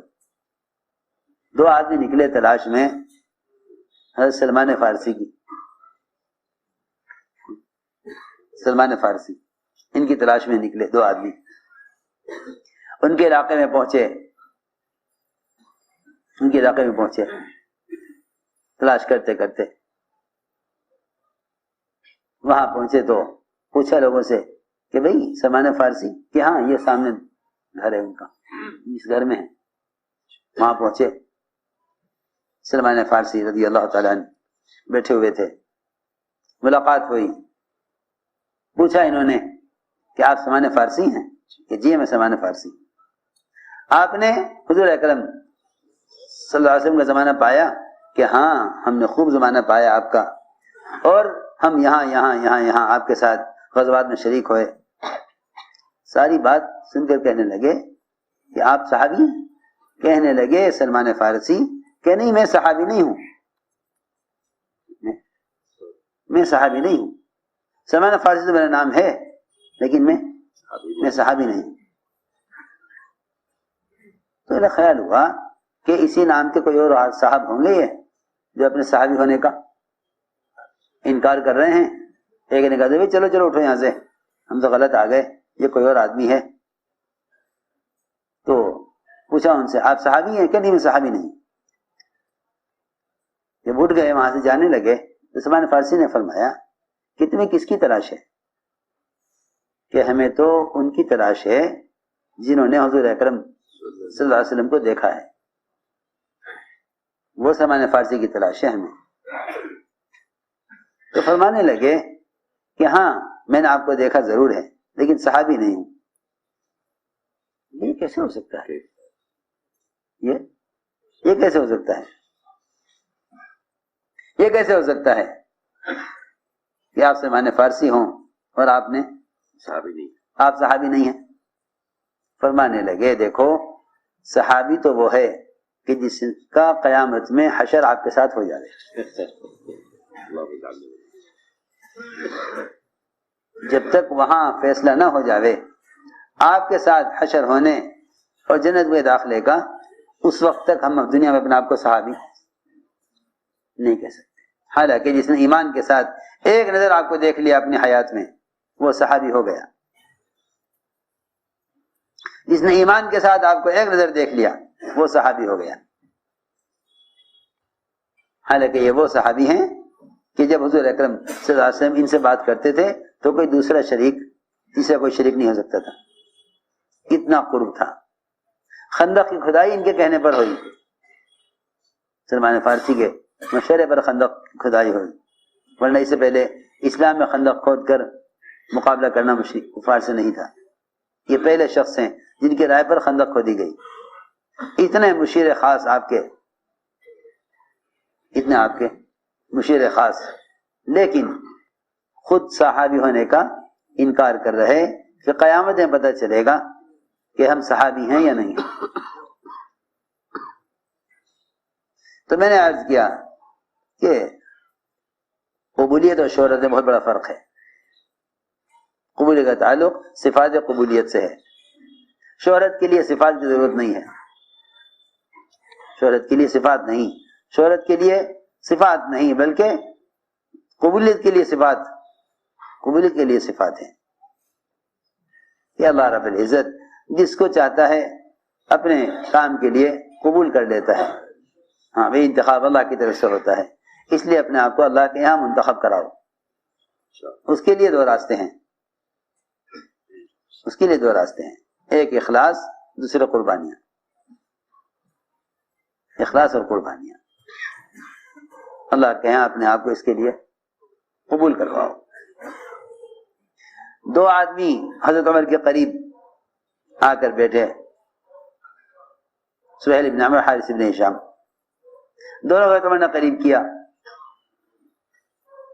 ایک دائیں بیٹھ گیا، ایک بائیں، اور یہ خیال ہوا کہ ہم امیر المومنین کے قریب بیٹھ گئے ہیں، لہذا ہمیں بہت اونچا درجہ مل گیا، ہم یہاں سے ہٹائے نہیں جائیں گے. تھوڑی دیر میں آئے انصار اور مہاجرین. انہوں نے کہا کہ بھئی حضرت عمر نے فرمایا کہ سہیل ذرا پیچھے ہٹو، لستن تھا، سہیل ذرا پیچھے ہٹو. دوسرے سے کہا حارث تم ذرا پیچھے ہٹو.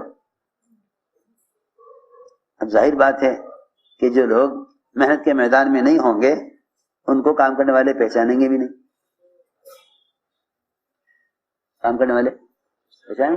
یہ کون ہے؟ جو لوگ میدان محنت میں نہیں ہوں گے ان کو کام کرنے والے پہچانیں گے بھی نہیں، یہ کون ہے؟ جب آئے انصار مہاجرین میدانوں سے محنتیں کر کے،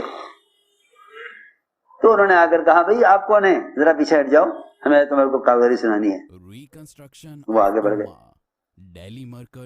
ادھر سے وہ آئے، دوسری جماعت آئی، انہوں نے کہا بھئی سہیل بھئی آپ کون ہیں، ذرا پیچھے ہٹ جاؤ، ہمیں تمہارے سے بات کرنی ہے.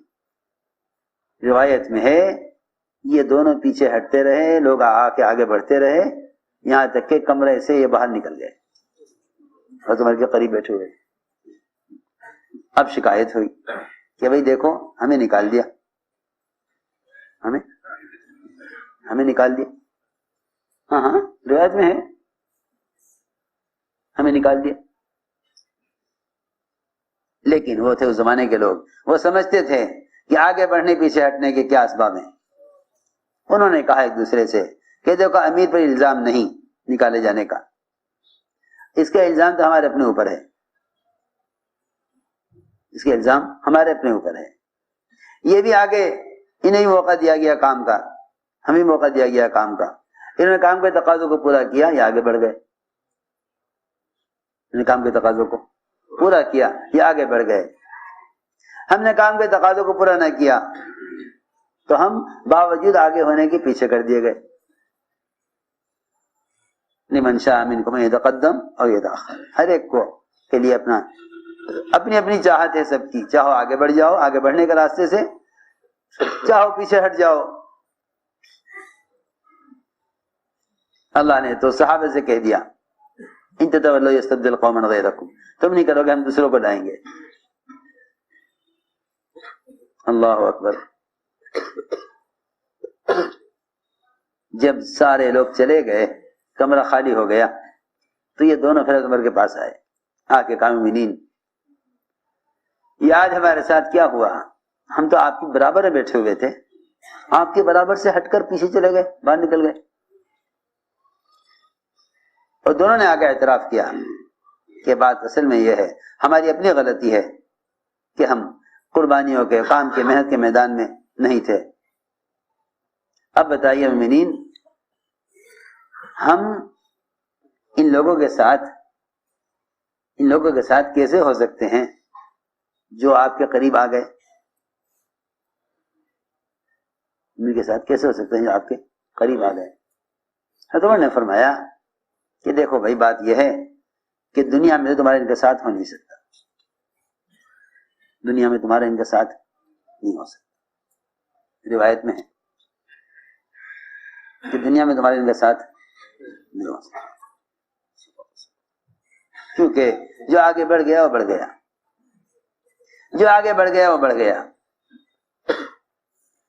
صحابہ میں جو بھی پہلا قدم اٹھا لیا کرتا تھا، آپ فرماتے تھے کہ پیچھے والوں کے بارے میں کہ نہیں سبق کبھی اوکاشا، کہ یہ تو پہلی آواز پر جو اٹھ گیا وہ اٹھ گیا، بعد میں اٹھنے والوں کا وہ درجہ نہیں ہے، بعد میں اٹھنے والوں کا وہ درجہ نہیں ہے، جو پہلے آواز پر اٹھ گیا وہ اٹھ گیا۔ تو بھائی دنیا میں تم ان کا ساتھ، تمہارے ان کا ساتھ دنیا میں تو نہیں ہو سکتا۔ ہاں ایک بات ہے، اگر تم دونوں فلاں ملک میں چلے جاؤ اور وہاں کام کرتے رہو یہاں تک کہ تم اسی ملک میں مر جاؤ، واپس نہ آؤ، تو مجھے امید ہے کہ شاید تمہارا حشر ان کے ساتھ ہو جائے، قیامت میں ساتھ ہو سکتا ہے، بشرطے کہ تم دونوں فلاں ملک میں چلے جاؤ اور وہاں کام کرتے رہو یہاں تک کہ تم اسی ملک میں مر جاؤ، تو مجھے امید ہے کہ قیامت میں تمہارا ان کا ساتھ ہو جائے۔ یہ فرمایا ان دونوں سے کہ دنیا میں تو ساتھ ہو نہیں سکتا، کیونکہ جو آگے بڑھ گئے وہ آگے بڑھ گئے۔ اس لیے دوستو عزیزو، کام اللہ کے تعلق سے اور قربانیوں سے آگے بڑھنے کا ہے۔ اس لیے یہ دو صفتیں بنیادی ہیں، تقویٰ اور صبر۔ تقویٰ اور صبر کا تعلق جلوت سے، تقویٰ کا تعلق خلوت سے۔ یہ دو چیزیں درست ہو جائیں تو پھر اللہ تعالیٰ کا وعدہ ہے انہ من یتق ویصبر، کہ تقوی کے ساتھ صبر کرتا ہے اللہ رب العزت اس کے اجر کو ضائع نہیں فرماتے، اللہ اس کو ضائع نہیں کرتے۔ جو صبر تقوی دونوں کو جمع کر لے تو صبر کا تعلق مخلوق سے ہے، تقوی کا تعلق خالق سے ہے۔ بس انہی دو صفتوں پر اللہ رب العزت ہر تنگی سے نکال دیتے ہیں۔ اس لیے عزم کرو، ارادے کرو کہ ہمیں اپنے آپ کو ان دو صفتوں کا پابند بنانا ہے، صبر اور تقویٰ۔ صبر اور تقویٰ، اس کام میں صبر کا تصور صرف مال کا خرچ کر دینا یا وقت کا لگا دینا نہیں، بلکہ اس راستے میں جو ناگواریاں پیش آئیں ان ناگواریوں کو انبیاء صحابہ کے ناگواری میں تلاش کرو۔ اس راستے میں جو ناگواری پیش آئے اس ناگواری کو انبیاء صحابہ کی ناگواریوں میں تلاش کرو۔ تہمتیں آئیں گی، تہمتیں آتی ہیں ابتلا کے لیے، تہمتیں آتی ہیں کام سے روکنے کے لیے کہ نہیں، ہر حال میں کام کرو، ہر حال میں کام کرو۔ حضرت فرماتے تھے جس حال کی وجہ سے کام کو چھوڑو گے، جس حال کی وجہ سے کام کو چھوڑو گے اس سے برے حال کے آنے کا سبب بنو گے۔ جس حال میں بھی تم کام چھوڑ دو گے اس سے زیادہ برے حال کے آنے کا سبب بنو گے۔ اگر اس حال کو ختم کرنا چاہتے ہو تو کام اصل ہے، اور اگر اس سے زیادہ برا حال لانا چاہتے ہو تو حالات میں کام کو چھوڑ دینا ہے۔ اس لیے کام کی جس سطح پر ہو اس سے آگے کی راہیں سوچو، کام کی جس سطح پر ہو اس سے آگے کی راہیں سوچو، اس سے آگے کی راہیں سوچو۔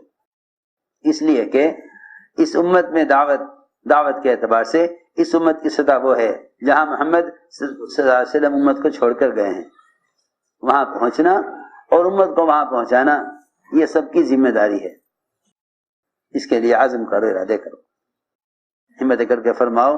اس کے لیے ملکوں کے لیے نقد کون تیار ہے؟ یہ تو پرانے آئے ہوئے ہیں، یہ یہاں کے ماحول میں ملکوں کے تقاضوں کے لیے اپنے آپ کو پیش کریں۔ ماشاءاللہ جو علماء سال لگائے ہوئے ہیں وہ دوسرے سال کے لیے قدم اٹھائیں۔ ماشاءاللہ علماء کی سال کی جماعت ملکوں کے لیے طے ہو رہی ہے۔